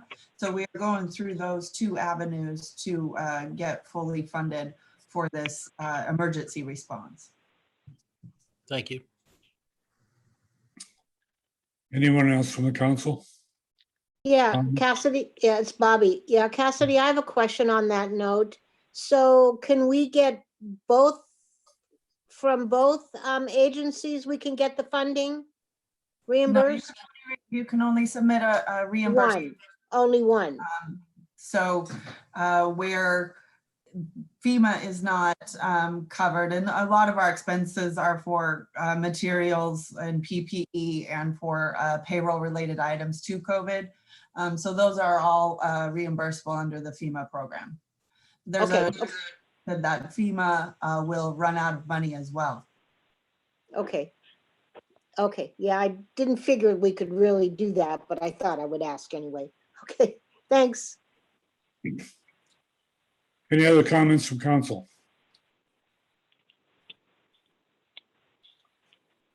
If not, we'll ask public. Anybody from the public got a comment on this item?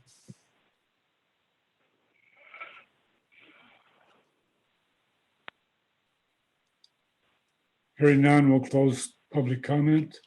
You want a motion on this item? Mr. Mayor, I will make a motion that, I'll make a motion that we accept or we adopt ordinance 20-10. Second. Second. All's in favor, Campbell, Aye. Morrison, Aye. Rojas, Aye. Nathan, Aye. Sweat, Aye. Colberg. Aye. Motion passes. Move on, ordinance 20-08, an ordinance City Council, City of Sedovia, Alaska, adopting section 10.06.025 and amending section 10.08.040 to include language requiring helmets for minors, persons operating all-terrain vehicles and snowmobiles. Heidi, is the chief police online also? Heidi? Yes, sorry, my mute button wasn't working. Yes, I do believe Chief Cushman is with us as well. This is an ordinance that we discussed a few months ago, pre-COVID-19. It starts on page 36 of your packet. And it just updating the all-terrain vehicles section of Title 10 and the snowmobiles section of Title 10 to require a helmet for persons of 17 years of age or under operating an off-road vehicle. And that helmet must meet safety standards set by the Federal Motor Vehicle Safety Standard 218. So there it is for ATVs, and down here under F, that is in the section for snowmobiles. And it's ready if the council is ready. Thank you. Council comments?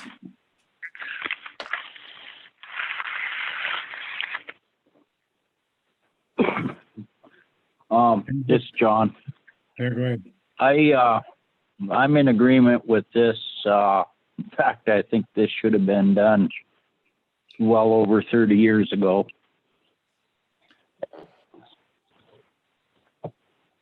Okay, any other comments, council? Yeah, Mr. Mayor, this is Jeremiah. Yeah, I agree also. I know we talked about this when we had little bit of back and forth on the originally when it was brought up. So seems to clean up a little area in the code that didn't capture the safety requirements. So basically, any kids under 17 years of age, they're operating either an off-road vehicle or a snow machine, need to, within the city, must wear the helmets to meet the safety standards, and it's a good idea, and it seems very reasonable. So I'll be voting in support. Thank you. Thank you. Anybody else from the council? Yes, this is Vivian, Mr. Mayor. Go ahead. Yeah, could I get clarification? This does not include whatever those other, are those side-by-sides? Is that what we call those other things that drive around town? Or are those considered ATVs? Maybe our chief of police could answer this question. So yes, those would, this is Paul, sorry. And those side-by-sides would also be considered an all-terrain vehicle. Okay, great. So anyone 17 and under who is driving that would need to be have a helmet, or Correct. be in it with a helmet. Is that correct? So it looks like the wording says person 17 years of age or under operating. So technically, the way this is worded, it would only be those that are driving. Which, Ooh, So that's not what it we're. should be both. Oh, Yeah, that's surprising. yeah, Unless- that's Yeah, it should probably be, not what we want. yeah. We want it should with, if they're on the vehicle. This is an easy fix. Yeah. So I would be in favor of this because we've worked a lot on it, but we just missed a little bit. So if the wording can get where we can cover that, that would be great. And that would make it easier for our police chief. Thank you. Thank you. Anyone else? Yeah, this is Bobby. Yeah, I agree. Just the wording needs to encompass the passengers and the operator. Yes, I agree. Thank you. More comments from the council? If not, we'll go to the public. Anybody from the public want to make a comment on this item?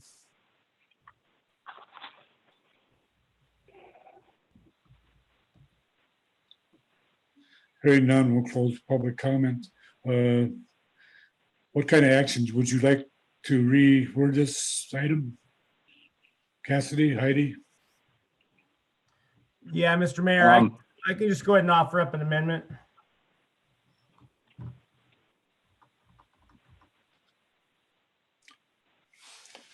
So you want to amend that and bring it back or what? Yeah, I'll just go ahead and offer an amendment right now. I move to amend ordinance 20-08, section 1006-025, item F, item F, to include the language to include also riding as a passenger. So person 17 years of age or under, operating or riding as a passenger an off-road vehicle. I'll second that. Okay, so everybody agree? Campbell? Yes. Morrison? Aye. Rojas? Yes. Nathan? Aye. Sweat? Aye. Holberg? Aye. Very good. Motion passes. Okay, Mr. Mayor, Yes. move to adopt ordinance 20-08 as amended. Second. All those in favor, Campbell? Aye. Morrison? Aye. Rojas? Aye. Nathan? Aye. Sweat? Aye. Holberg? Aye. Thank you. Motion passes. Excuse me, Mr. Mayor, can I just ask for a clarification on that first amendment from Jeremiah? But, And was that amendment was to amend the ordinance sections 10.06025 and section, sorry, let me get my numbers. Ooh, went way too far back. And item F under that section. There's two sections, 10.06025 and 10.08040F. Yes, correct. When I said F, I thought it was under 025, but yes, F of 10.08.040. That's correct. So both, okay. Yep, correct. As well as the title of the ordinance too. Are we good on this? Are we good? Yeah, you, I'd Mr. take it that the title is automatically amended. Yes. Okay. Are we good on that, Heidi? Yes, thank you, Mr. Mayor. Okay. Thank you. Moving on. Sylvia Pool and Lube requests a letter of support and participation in Alaska bulk fuel loan program. Cassidy? Yes, thank you, Mr. Mayor. On page 38 of your regular packet is the request from Fuel and Lube to have the city of Soldovia support and endorse them for their participation in the bulk fuel loan program. This is the same one that we've done in the past. Upon the request, a council member came forward and requested additional information. That information was given to Josh Patrick, and in the laydown, if I can find it, the request was to have Seldovia Fuel and Lube to explain how the barge will reflect lower fuel costs. I would like to request a more comprehensive a more comprehensive explanation. And Josh provided the response of the laydown that the purpose of this loan is to benefit the people of Soldovia. A multi-fuel barge delivery is the least expensive to get bulk fuel delivered to Soldovia.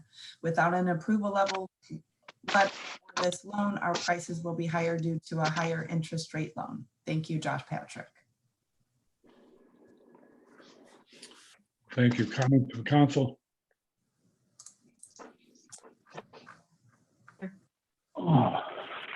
I have a comment. Go ahead. Mr. Mayor, Go ahead, yeah, George. sounds like Josh danced a dance around the question. I guess I don't really understand what the answer is. How does it affect the price of fuel on the barge? To what degree? What does it cost the city to do this? What is the risk to the city to do this? Do we have any answers to any of those questions? Mr. Mayor, Yeah, go ahead, John. I think what Josh is alluding to is the state loan is the interest rate on the state loan is minuscule. And if you get a loan from a bank, their interest rate, if you get a 3-month loan on a load of fuel and you don't pay it off by 3 months, your interest rate goes through the roof. And they can charge up to, I believe it's 36% now. That's in the initial loan rate, the interest rate is probably double what the state loan is. That's what he's alluding to. But Mr. Mayor, I think the prices should have went down. Mr. Mayor, if I may. Go ahead, Vivian. Yeah, I guess, does somebody out there know, or maybe you can answer this question, John? What is, I don't have the, is it a multi, how does he describe the barge? Multi something? They bring fuel to all the communities on the coast. So it's a multi-delivery barge. It brings 3 different fuels. They deliver to to just about everybody. Port Graham here. Okay, how is Uh, that different? How is that different than what they do right now? Don't they do that right now? Yeah, but the loan to get the fuel is what he's trying to get is a state loan versus a bank loan from a bank. If he can't get the state loan, then they have to get the loan from the bank, and the bank loan is much higher.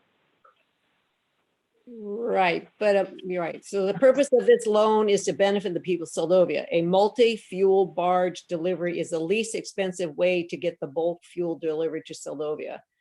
I understand the part Yeah. where we supported them before. I just didn't know how. It would seem like his comment was that somehow it was going to why change things. And that's why I'm asking, how is it going to change things from the past?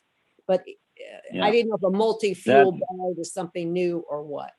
But it's not. It's just No, that's just wording he put in there that he didn't need to. And the city of Seldovia has guaranteed this loan or co-signed the loan, whatever he's asking us to do. We've done this every time he's asked in the past. This Yeah, is they've not done a it in the co-sign. past, This yeah. is a letter of support for him to be involved in the bulk fuel loan program through the state. It's a requirement of the loan application. So I guess what I'm getting around to is we've done this in the past over and over and over, and I don't know how much did it reduce the price of gasoline here? I don't know if you want to find out. We'll find out on this next load at Okay. minus $11 when they loaded it. Mr. Mayor, if I may. Yes, go ahead. Yes, I'm in support. And it's not anything off the city's back. It's a letter of support. I just didn't get, I guess I was looking for a little more clarity on how it was going to have a positive impact on Seldovia, other than the obvious that if he has to pay more interest, that would go on to the city residents and those who buy fuel there. So I'm okay with it. I guess I was looking for something more clear cut, but I'm in support of the support letter. Thank you, Mr. Mayor. Thank you. John, I want to ask you something. Is this something he does every Yeah. time he gets a load of fuel? Or once a year? Yeah, they've been getting the loans. When they get the loan through the state, he has to have a letter of support from the city or the state won't do it. And they're trying to go through the state again. Okay. But I know to go through a bank. Yeah. Yeah, and I think the banks, once in a while, the banks make you get a letter of support also. Okay. That the community knows about it and all that. All right. But, any other comments? Mr. Mayor? Yeah, this is Pearlie. Go ahead. Does he not make enough revenue off the price of his fuel? Why does he have to get a loan? I don't understand. He gets a loan to pay for the fuel at a low interest, and it doesn't seem like our fuel ever goes down, kind of travels up a little bit. Yeah. I don't understand. Do you remember, I don't know, it's been about 10, 12 years, the price of fuel hit $160 a barrel. The fuel company itself, with Dan's property as collateral, his house and the land the tanks are on, the whole 9 yards, he could not get a big enough loan to order a minimum load that they'll deliver. There's a minimum amount they'll deliver, which is usually what he gets. He didn't have enough collateral to get a minimum load.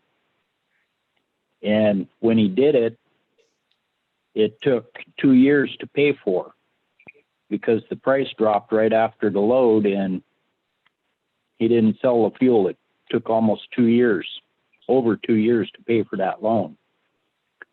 So if he had the money to buy the fuel outright, he'd be better off doing without a bank. You save yourself upwards of 36% of what you're paying a year.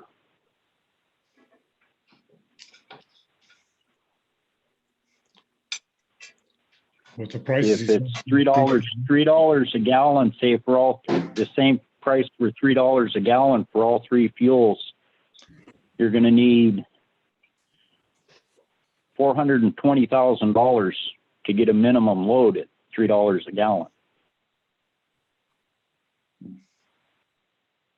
Okay, any other questions from the council? Yeah, Mr. Mayor, I just have a comment. Go ahead. Yeah, I can tell. I mean, everyone's frustrated. That's the bottom line here. Can't figure out how we're, Yeah. 15 miles from Homer, and why do we pay such an exorbitant amount on the fuel prices? I get it. I mean, the bottom line is without this loan program, I think what a few people are alluding to, it would even cost us more at the pumps here. Whatever he charges, those are business decisions. Most of them are obviously not liked by many of us that have to fuel our houses and our businesses and stuff. It costs a lot of money. Frustrating. So, but I mean, this loan program is kind of outside of that, is the way I see it. So there's a lot more issues at play here, but I think this is a normal thing that we do. We need to support them on it, and hopefully we'll catch a lucky break maybe this time. And that, we purchased fuel that it was low enough to where we'll all see the benefits. So, and I guess we'll only find out when I don't even know if it's come in yet or if it's getting ready to, but when the new price hits, we'll find out if it was a good deal or not. So I'll definitely be voting in support. Thank you. Yeah. Thank you. Any other comments from the council? It's just a letter of support. Yep. Okay, we'll go to the public. Any comments from the public on this item?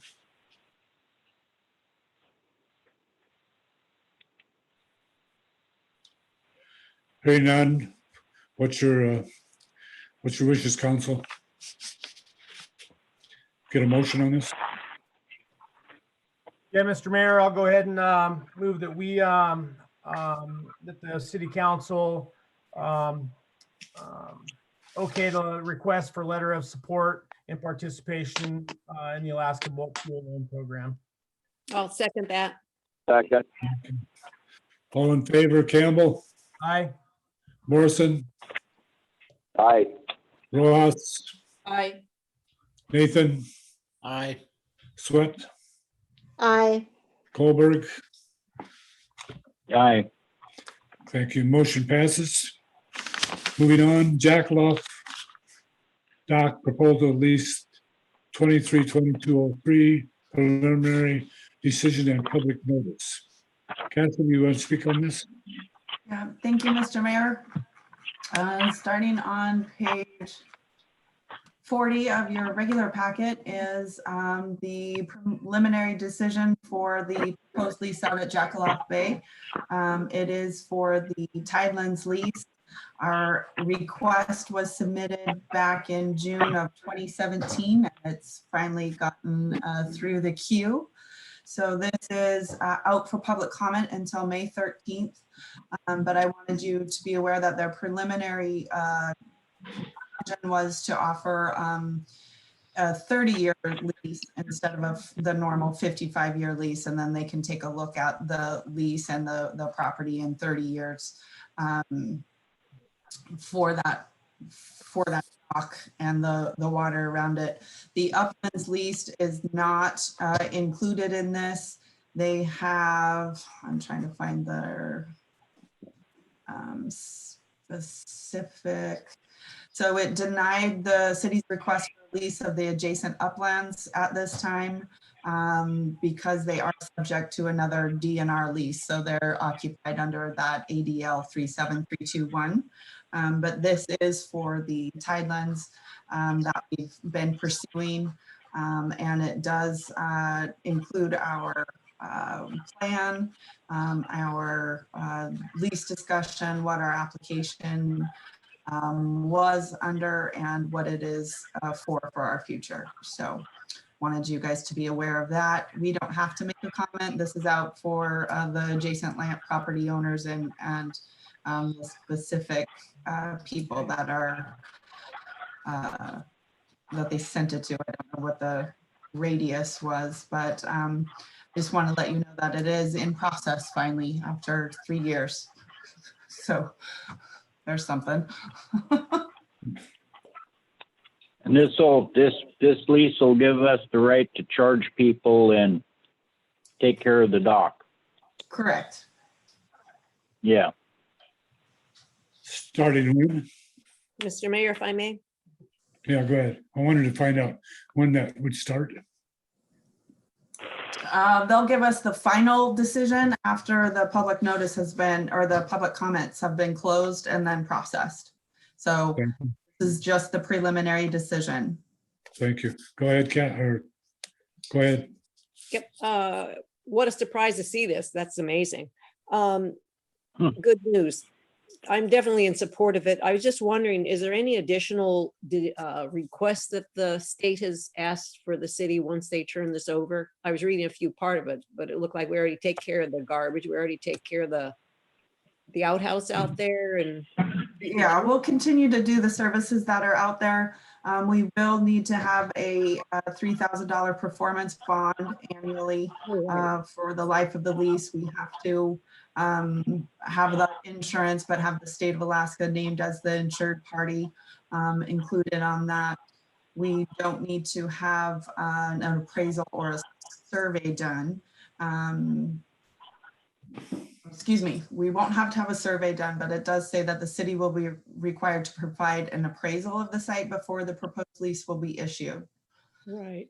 There are some hoops to still jump through, but we will actually be able to go forward with our plan and keep, you know, we've done quite a few maintenance projects on it this last year. A little over the last year, and our plans are to keep it in operating condition and try to keep improving upon that float, because it is so it's well used, and it is in my opinion a critical fixture in our community. Oh, yeah, I think it's great. What is the estimated cost then up front, roughly? Well, for 3,000 bond, I think there's a annual fee in here of $1,200. Yeah, an annual fee schedule, $1,250 a year. So is this money that we probably we'll do some kind of amendment to our budget then when we get the word on this?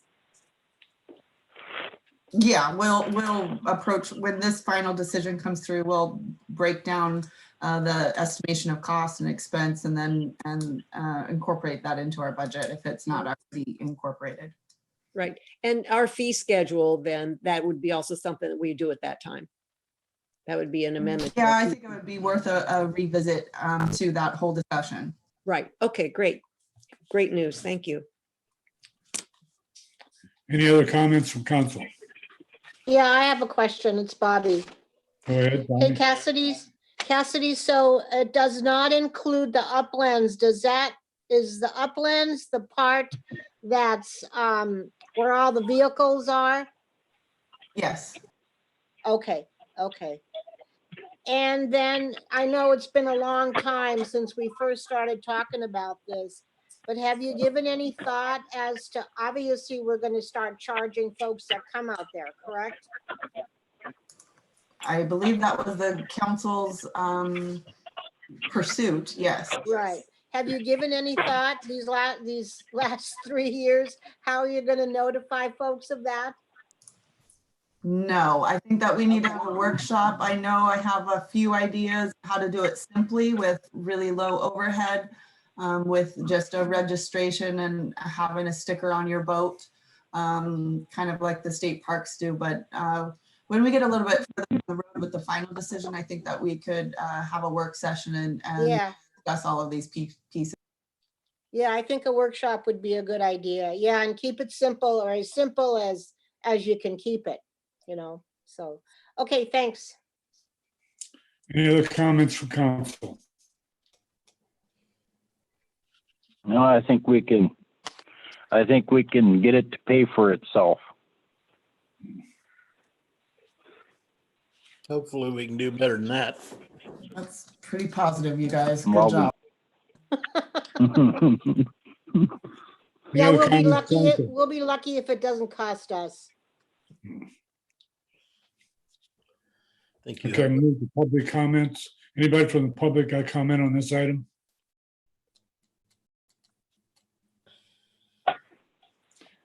Hearing none, what are your wishes, council? You want to have a workshop on this? Well, like Let's wait until the Cassidy said, final decision comes through. yeah, let's just Pardon me? wait. Okay, so you just want to table this? Let's wait till the final decision comes. It's just discussion, ain't it? Yes, okay. Cassidy, there is an easement associated with this as well, I assume. Yes, it's just the approach is the easement, the DOT's right of way that goes through the uplands and down to the float itself. That remains the same.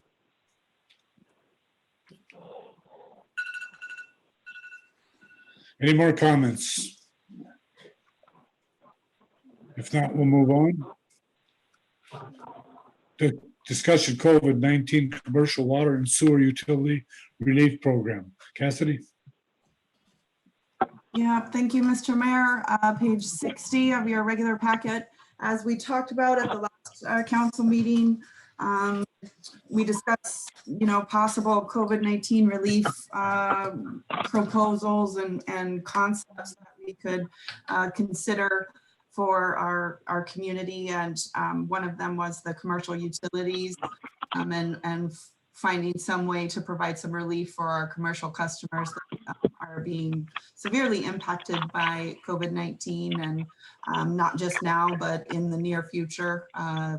We all know the state of affairs and if, the discussion surrounded, if we can figure out a way to provide any relief, then we should do so. And so I was able to go through the commercial accounts and come up with a proposal. There's two rate reductions that are proposed. One is a 20% per month reduction for commercial customers and another is a 50% month reduction for commercial customers. There's yep, thank you, Heidi. There's two spreadsheets. One is for the remainder of FY20, which would consist of May and June. The next one would be a July, August consideration. After running, the treasurer's report is also in the laydown for this evening. And if you look at water and sewer, we are in good financial position as of now. We don't have a lot of overages and our revenues are making our expenditures. So both departments are fully operational with a little bit of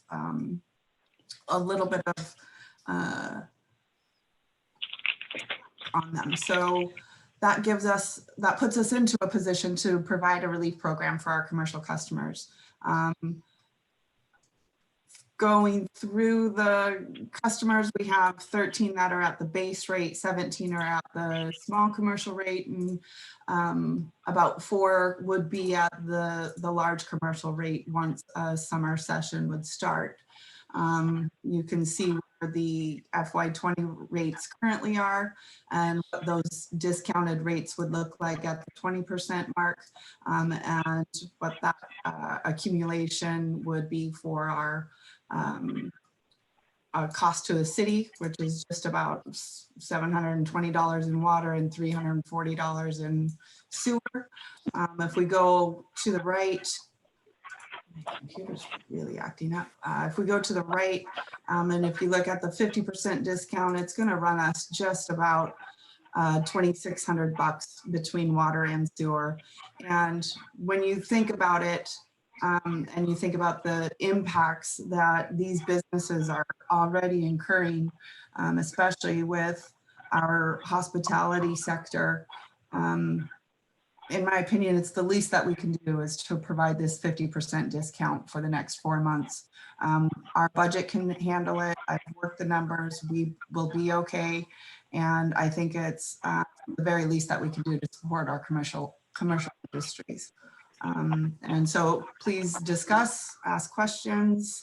The first page here is the FY20 proposal. And then because our rates for FY21 hasn't been approved yet, this is what they would be with that proposed fee schedule that we discussed earlier today. Mr. Mayor, if I may. Yes, go ahead. So Kathy, make sure I'm reading this correctly. So the top one in green is at the 20%, 50%. Okay, so if we did 50%, it would be $3,600 and $1,700 between the water and sewer. So you're talking 50% in FY20 will be right at that $2,600 range. It'll be $1,805 in water and $856.88 in sewer. And then proceed to the next page on July and August, where the first 2 months in FY21, that'd be $1,700 in water and $868 in sewer costs. Okay. And the CARE Act would also be reimbursable under that CARE funding legislation. This would be. Yes. Okay. Okay. And this would be all the base commercial, small commercial, large commercial, if they are here and opening or not here and opening, it doesn't matter. It's just easier across the board. All three. It's easier, and I think it's just a smoother process if we say anybody in those categories, any commercial business that is either here or they chose not to operate because of the grim reality that we're in. That's even worse, that if a business is considering not opening up for the season because of COVID-19, those would probably be the ones that we would absolutely need to help the most, versus somebody that's trying to salvage a season. But across the board, I think is a fair and equitable way, and I think it's the least that we can do. Mm-hmm. Well, yeah, I totally agree. I also, it's a plus that if it is covered under the CARES monies, then it's absolutely an asset. Thank you. Any more comments, Council? Yeah, Mr. Mayor, I have a comment. Go ahead, Jeremiah. Yeah, I would agree with Vivian, and thank you, Cassidy and Heidi, for putting this together. Yeah, I mean, these are little things that go a long way for, you know, the few businesses that we have, you know, here in Soldovia. This would make a you know, a big impact, whether it's the 20 or 50%. I certainly would be in, you know, favor of the 50%, especially given the fact that this money would be reimbursable under the CARES, some of the CARES Act. And just as for a point of interest, I'm going to go ahead and recuse myself from the vote on this, only because I would be getting a direct benefit underneath this. So I think it would be appropriate to recuse myself on the vote. So there's no vote. This is just discussion. Any other comments, Council? No, I agree. This 50% would be good. It'll go a long ways. Yeah. Plus, we'll get reimbursed. Certainly help out. Yeah. Any more comments, Council?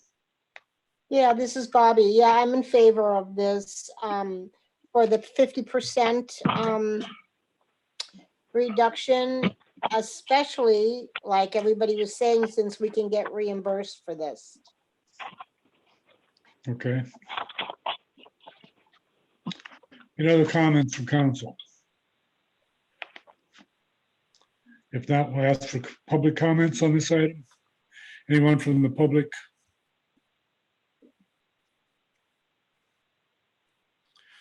Hearing none, we'll close public comment. You got any more comments on this? It's just discussion on this item.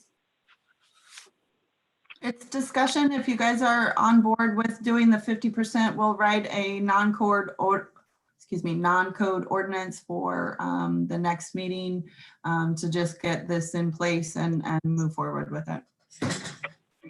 Yes, you. I Yeah, agree. that sounds good. Thank you, Cassidy. Moving on, discussion finance officer position classification and definitions. Cassidy, you want to talk on this? Yep, thank you, Mr. Mayor. So as you know, our finance officer position is open. We have it out for advertisement, the position itself. And I've been taking this in a couple of different, been approaching it differently. So I advertised the position and with the hopes that we would have somebody local that would be able to meet the skills and requirements for the job and quite possibly bring some other skills to our organization. And the first review is on May 1st, so it's going to close in a few days. But once the position opens, or excuse me, the advertisement closes, if there is or is not a good candidate in the mix, I've been thinking of what would we do.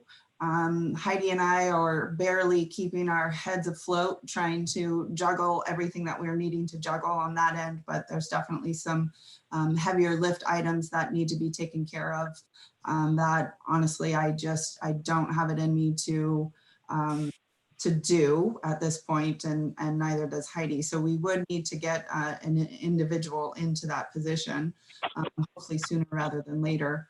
If it comes down to we don't have any qualified candidates locally, I've put a little bit of thought into what we could do and what would be the possibility if we could break up the position, contract out some of the heavier lift items to a private bookkeeping company. I've talked to our auditors and our accountants, and they have a list of people that they would suggest that do this type of work for municipalities and do some of that reconciliation and those statement work, the bank statement work and the reporting work. And then the lower lift items, we could advertise for that to be a position that would be filled just with a little bit of less responsibility and not as much requirements according to the job. So those are my two ideas. And Bobby came in and we met and we're talking about this, and she had just been thinking about this on her own. I don't know if she wants to put her input in or not, Bobby, but I would welcome it. I think that I don't like to think that we're in a box. I don't want to look at this list and try to check off a box. We absolutely need somebody in the position, but I don't think that we, on the last, when the job was last open, I know that Todd had interviewed a lot of CPAs and accountants from the lower 48 who were interested in the position. And I don't think that that's what we really need. I think we need really a really highly skilled, intelligent bookkeeper that is able to put together the data and the tasks that we need. In my opinion, I don't think we need a CPA. So that's where I'm at. I guess I'm saying this position I feel is a little bit more organic than the typical finance officer position at another municipality.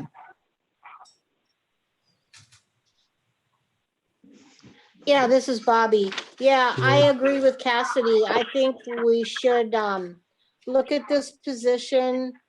This is a good opportunity for us to maybe get out of the box and figure something else out besides a quote unquote finance officer. And certainly getting somebody local is my preference. Getting somebody local is what? is my preference. Okay. By Yes. local, I mean from town, if possible. Cassidy, how would the cost compare between having an employee and hiring an outside firm, say somebody in Homer, to do this work? While I don't have the exact cost right in front of me, I do know that it'll be cheaper there than the annual salary that we were incurring over the last 2 years. And that is a doable, I mean, I think it's doable. I think that we can creatively think about this and we can make what we need out of this. But I do think that we can think outside of the box. And just so you know, I do have one applicant's resume and application packet turned in to me recently, and this individual is very, very qualified, and I was very pleasantly surprised and really pleased to see this person come forward. So, and I know that there's a little bit more interest I've heard through town. So hopefully by the first, we'll have a few applicants to engage with and to consider. And then from there, I think once we know what we know, then we can jump off into another pathway if we need to. Mr. Mayor, Yes, go ahead, Vivian. I think that's a good idea. I think if we find someone that's local that can accomplish the job, I think that's a great thing to do. Unless we're talking about, if we're looking at numbers and we're thinking about doing it for numbers' sake, splitting up the position and doing something of that sort to save money. But otherwise, if we are looking at employing someone here, and is this at a 32 hours a week? Is that what I saw? So yeah, that draft budget I put in at 32 hours. Okay, so yeah, if we can find somebody, I think that would be great. That could fit the needs that we have. Otherwise, the option of changing it up is a great option if that's possible. Thanks. I'd be in support of either one. Thank you. Other comments? Yeah, Mr. Mayor, just a quick comment. Yeah, given I think we're, given where we're at, we do have to start thinking outside the box, and if it's a reclassification or whatever it's going to take to fill this position and help us out with a few other things, that'd be great. Looking at the the salary range and benefits, we may save a little money. I don't know if it would be a substantial amount of money. I know when you start paying for contracting services, you're going to be, probably 60 to 80 bucks an hour. Would not surprise me at all for, bookkeeping services.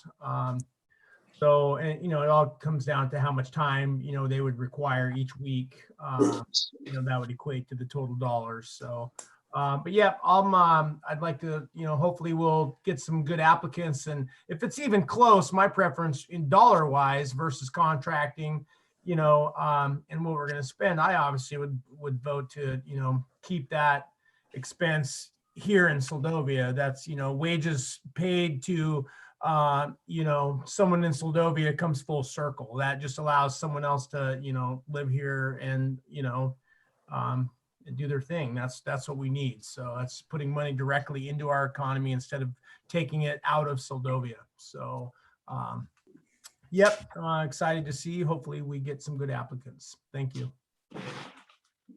Thank you. Any other comments?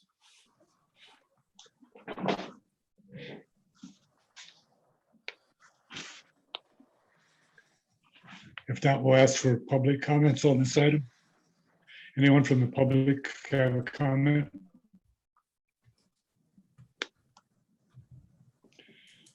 Hearing none, closing public comments. This is just discussion. So what would you like to do with this? Cassidy? Just for discussion, Mr. Mayor. Okay. Okay, good. If there's no more comments, we'll move on. Administration reports, treasury report, see lay down. Does anybody want to talk on that or not? Cassidy, Heidi? I'll just briefly, page 7 through 28, you can see where we are as of March 31st. We're in a pretty good position in terms of going into that last quarter, although the last quarter is really going to be a doozy for us. So we'll be sure to be watching what's going to happen in these next 3 months. I'm sorry, the sun is right in my eyes here, so I'm just going to have to do this. We are, I mean, in our special revenue accounts, we're right where we need to be. So we didn't see a lot of overages, and so we did a pretty good job in anticipating what our costs were going to be this year. And like I said, in water, we're able to take that hit, even if that CARES funding wasn't in place. We would be able to supply that relief program with our balance that we have in there for the last few months. So I'll take any questions, but all in all, we're looking pretty good. Thank you. Any questions, comment, council?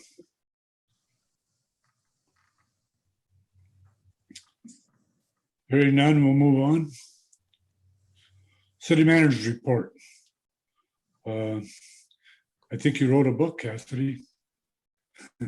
Well, I didn't. I'm not going to talk on all 6,000 pages there, but I did include all of the new attachments from the governor's reopen responsibly plan, and I think those are important documents for everybody to take a look at, because while a lot of sectors are open, a lot of businesses are having to do quite a few extra things in their regularly day-to-day operations that they wouldn't normally have had to do.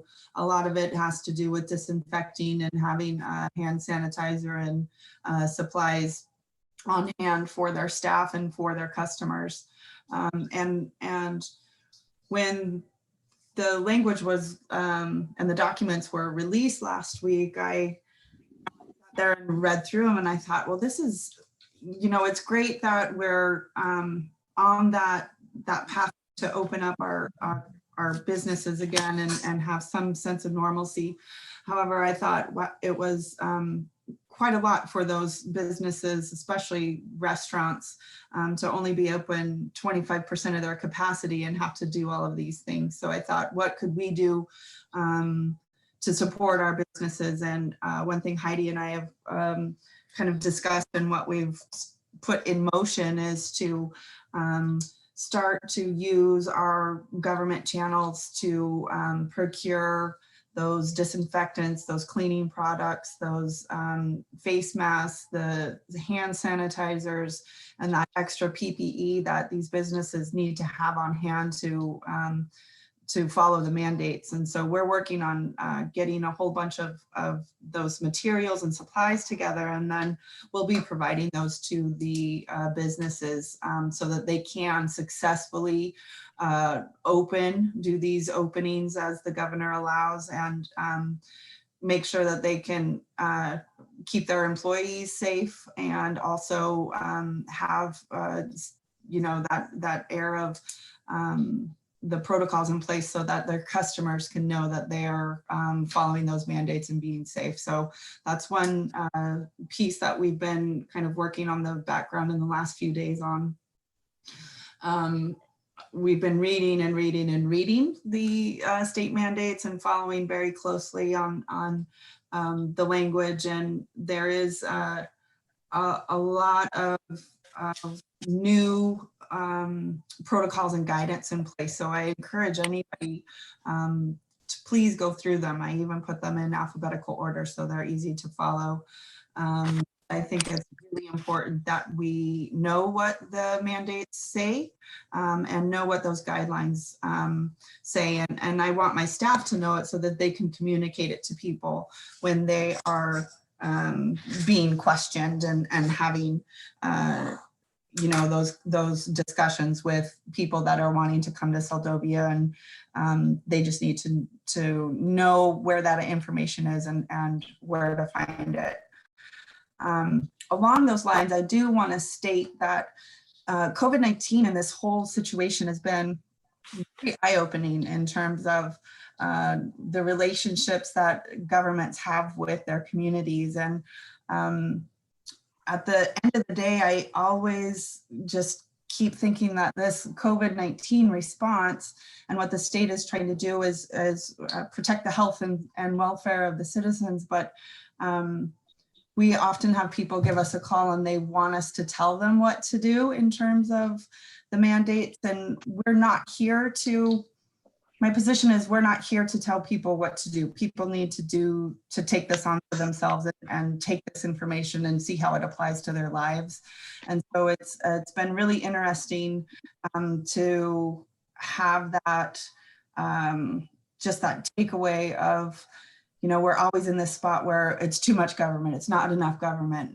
And right now, I think that the power really is on the people to do what's right for them and their households. So that's the position that the city is taking. We're educating people, but by no means do we not want people to not enjoy Seldovia and not enjoy what our community has to offer.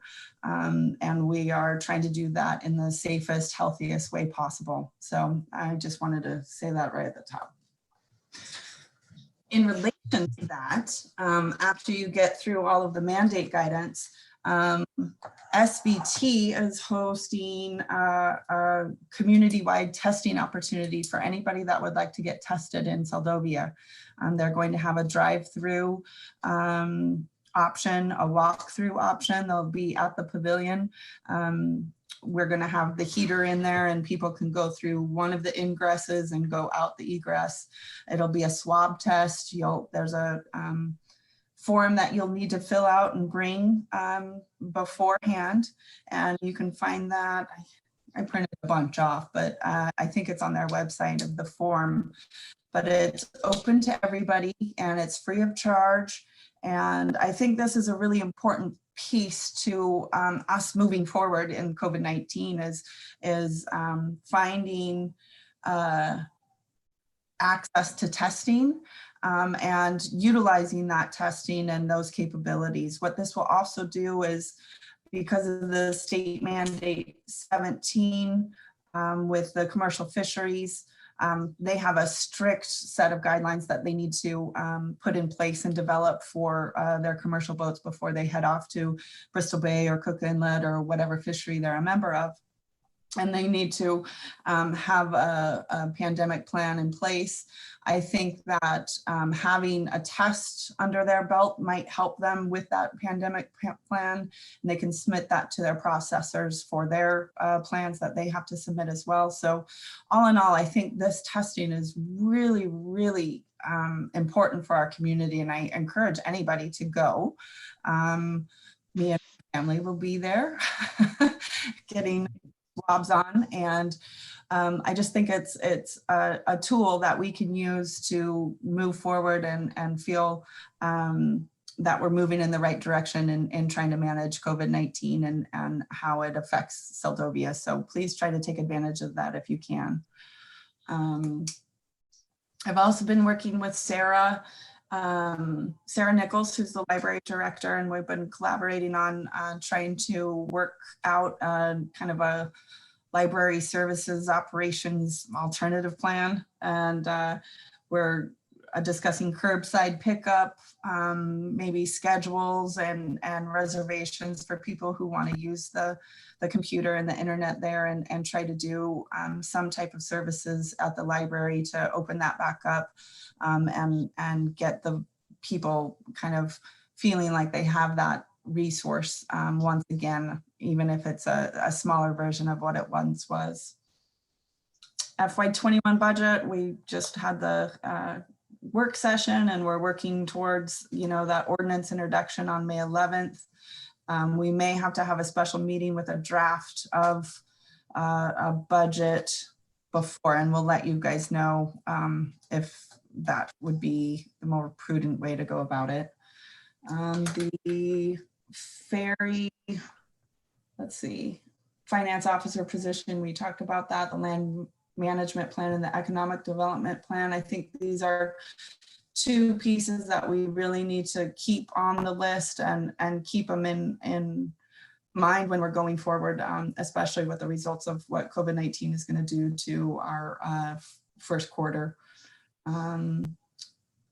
So the Alaska Marine Highway vessel status report, we kind of got the message from the representative and the senator that the delay in their services was COVID related, but if you look on page 70 of your laydown, let me find it. This was from the website today, 77, excuse me, where the Kennecott was returned to services on 6/25, and these are the pieces of work that need to still be done regarding the overhaul, as well as the list of kind of the short list, the punch list for the Testamina, which is returned to service on 6/2. So it startles me that the information that's being shared is that the delay in their service was COVID related, because this makes it seem like it's more of the overhaul related category.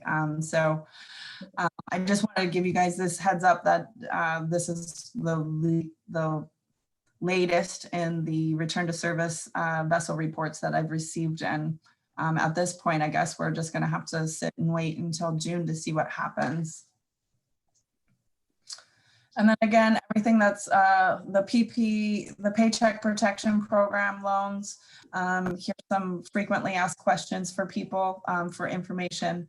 There's a lot of information out there for businesses, for individuals, and for our community. And I encourage you to just take a few moments each day and educate yourself on what's going on with COVID and what's going on with Sildovia. So that's all I have. I'll take questions if you have them. Thank you. Any questions? Yeah, Cassidy, I have a question. It goes back to what you were talking about with the mandates. I've had a couple people actually ask me if we could like do something to make people wear masks when they come to town. And I said, well, I'm not exactly sure if we could do that, but you could wear a mask if you so choose to. So what can I tell people about that? Well, that's a good answer. Oh, okay. That sounds the good. council, you as a council have not discussed any further mandates, further restrictions outside of Governor Dunleavy's mandates. If you And want that's not the council right now. I mean, Just from what I see walking around town, I think we have a hard time making our own folks wear masks, let alone. Honestly, Yeah. Bobby, and I'll speak honestly. These mandates are really, really heavy suggestions. And for the city to make additional mandates, we have to really think about what that means for our city, but also how are we going to go about enforcing them. Well, right. And we've made the resolution to make the suggestions of this is how we would prefer people to act. But as you know, a lot of people like to act a whole bunch of different ways. So their behavior is their own choice. And maybe the council feels differently than that, but I don't think these are heavy suggestions, and we're trying to educate our community on those, and we're very limited in how much we can do. right. Well, and I agree. I just wanted to throw that out there that I have had several people ask me that. And besides stirring up several hornets' nests with that one, I figure, you know, like I said, if you want to wear a mask, wear a mask. I've been wearing a mask pretty much 95% of the time when I'm around people, for sure. You know, so, and other people can do that. Okay, thanks. Yeah, I think this is a chance for people to know what the mandates are, know what the consequences are, and make those choices for themselves, Right. and not have government tell them what they need to do. Cassidy, how do you feel about just trying to keep track of who's here? You know, I thought it was pretty good thing when Paul was meeting people that flew in and whatnot, just to ask them, where are you going? Where are you going to stay? How long are you going to be here? We're not talking about any kind of enforcement, just simply keeping track of who's here and when. Is that beyond the pale, or It's almost impossible, George. I don't understand. What do you mean? Richmond can speak on that.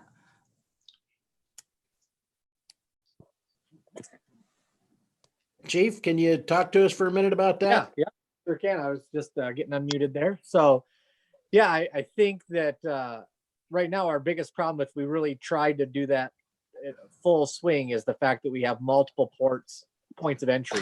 You know, obviously somebody can come into Jackaloff, they can come into our harbor, they can fly in, and they can come into Jackaloff on Makos or on a water taxi service or their own private boat, or they can, you know, come into on a private boat into our harbor, or they can fly in on Smoky Bay, or they can fly in their private plane. And so to really keep track of everybody, I mean, obviously we'd have to have people positioned at each of those locations on a 24/7, you know, basis, or pretty close to it anyways, you know.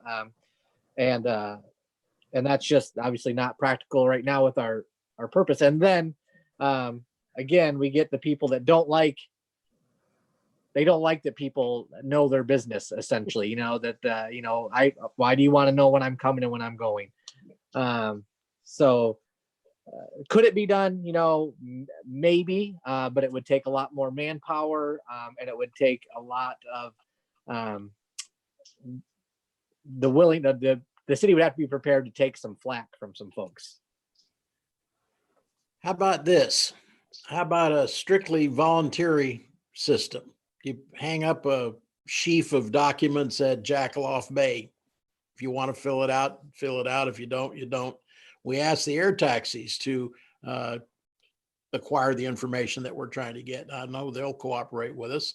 And again, you tell them, if people don't want to answer the question, don't press it. Just here, we'd like you to fill this out. Would you please? It's better than nothing. You know, it wouldn't take very much to put this community back on its heels. We've been very, very fortunate. And one person here that has the virus and doesn't know about it could really threaten a large segment of our community. We're getting older every day. I know I'm one of them. Anybody got any thoughts about that? Mr. Mayor, this is Vivian. Go ahead. Going back to Bobby's question of masks, I think in the mandates, and correct me if I'm wrong, and I just had it there, now I can't find it, Cassidy, but I believe the cities or the communities can ask their community members and anybody coming to their community to wear a mask. Is that correct? I mean, not that we're going to, not that we would be accomplishing it, but is it not written that a community can address that and say, please wear a mask, everyone wear a mask in town? This past weekend, it seemed like the doors opened up and Seldovia had tremendous amount of people walking around. I don't know who they visitors, I guess, either flying in, boating in, and coming and enjoying the beautiful day. But am I reading that wrong? But I believe that, and I'm not saying that it's something that should be, but I'm just trying to clarify. Bobby's question was where somebody came there and said, can't the city do something? Well, they could ask. I believe it's in the mandate. They have that choice. Is that correct, or am I wrong? You are correct. Small community travel, we may adopt travel restrictions that are more restrictive than otherwise permitted in Health Mandate 12. Okay, all right, I was reading that right. And going to George's, just commenting on what George was just saying. I think it would be difficult to monitor.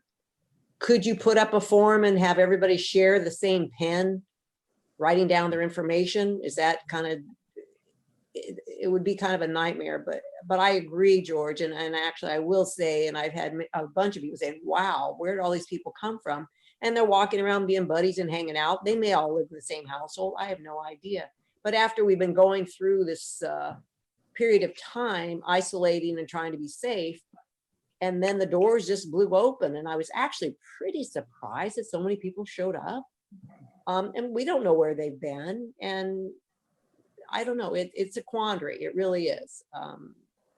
And what I thought, there was two things. One, great, these people are going to show up and start going in the restaurants and businesses once they open up. That's a bonus. The other one was, oh my gosh, are these people just thinking everything's great now and you don't have to worry about it anymore? And that was a little bit concerning. Thank you. Thank you. Any other comments? Yeah, Mr. Mayor. Yeah. Go ahead, Jeremiah. I can't help myself. I got to get in on this discussion. I'll keep it brief.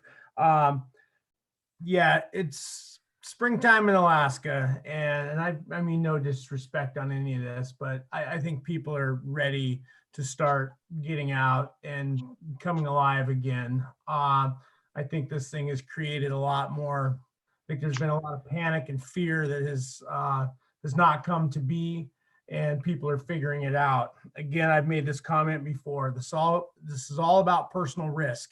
If the person feels that their personal risk is a safety, then they need to stay home and not go out. It's as simple as that. It seems simple, but maybe it's not. Yeah, I don't think we're going to be able to contain it. I think basically every community is going through the exact same thing that we're going through right now. You get a little shot of good weather and everybody's out. I know a couple weeks ago, for example, I ran into somebody that tried to go to Portage Glacier to get away from everybody else. They went there. They couldn't even get there because there were so many hundreds of cars. This was before people were even supposed to be traveling. These are people coming from Anchorage, going to the Girdwood area. People are starving in Alaska to get out, and you're not going to stop it. No one's going to stop it. It's going to happen. So all we can do is protect ourselves, do what we can do to protect ourselves if we feel that we are at risk. Other than that, things are just going to happen. So that's my only comment. Thanks. Thank you. Any other comments? Yes, I've got to say something too. I Okay. totally agree with all of you. What I agree with a bit of what everybody said. The bottom line is you've got to protect yourself. If you're not comfortable with going out, then don't go out. You are not going to be able to control people. And I say that nicely, that just are going to do what they're going to do. And whatever we do as a city, it does not matter. We cannot win. And I personally am tired of listening to the idiotic, moronic people on the chatterbox that say their stupidity and blame us for everything. Thanks. That's all I've got to say. Thank you. Any other comments? If not, we'll move on. Chief of Police report. See regular packet. So yeah, so Well, we appreciate you coming forth with a report and appreciate all the good work you're doing. Thank you. Thank you. Thank you. So yeah, my report, you see, is kind of the calm before the storm. So, March was a pretty normal month, nothing too crazy, but at the end there, it did start to get, where we started to deal with some of the COVID related stuff. And then April has been pretty much nonstop COVID stuff. So, which you guys will obviously get that one next month, but Yeah, if there's anything that anybody has any specific questions, I'd be happy to answer them. Any questions for Paul?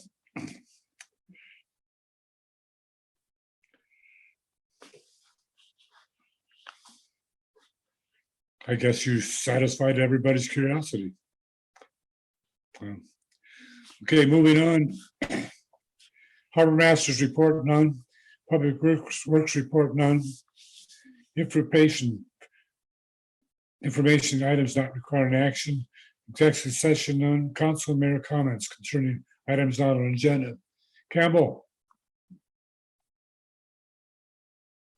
Just thank you, everyone. Thank you to the staff. Thank you to the staff for preparing all the documents. And just thanks for the robust discussion on some of these items. So thank you. Morrison. Morrison.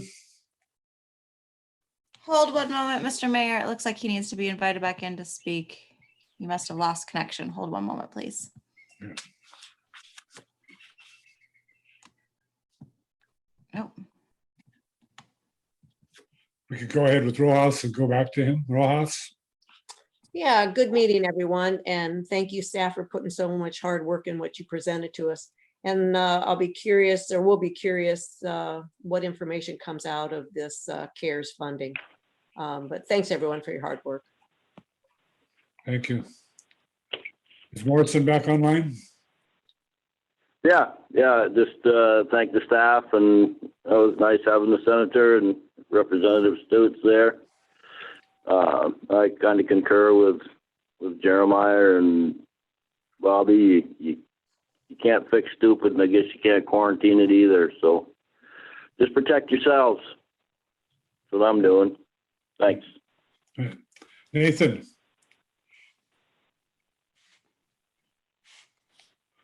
Nathan.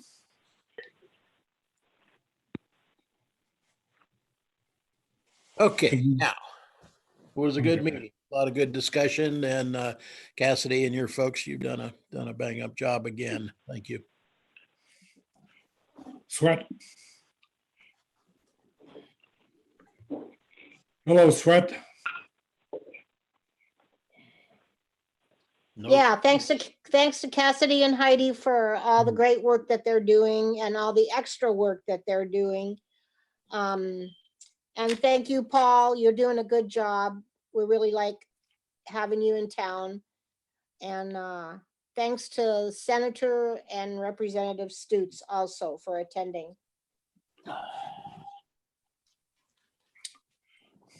Kohlberg. Yeah, thank you to the staff and all the hard work you folks do. And I've been on mute for a while, so I agree with Jeremiah on trying to keep the finance, get somebody working here rather than exporting it, if at all possible. Keep yourself safe. You can't control what anybody else is going to do. And be safe. Thank everybody for all the comments. Thank you. Yeah, a lot of good information was brought out today, and happy to hear it. Thank everybody for their work. Next regular meeting will be held Monday, May 11th, 2020 at 6 p.m. Can we get a motion to adjourn? Motion to adjourn. Move to adjourn. Second. Campbell. Aye. Morrison.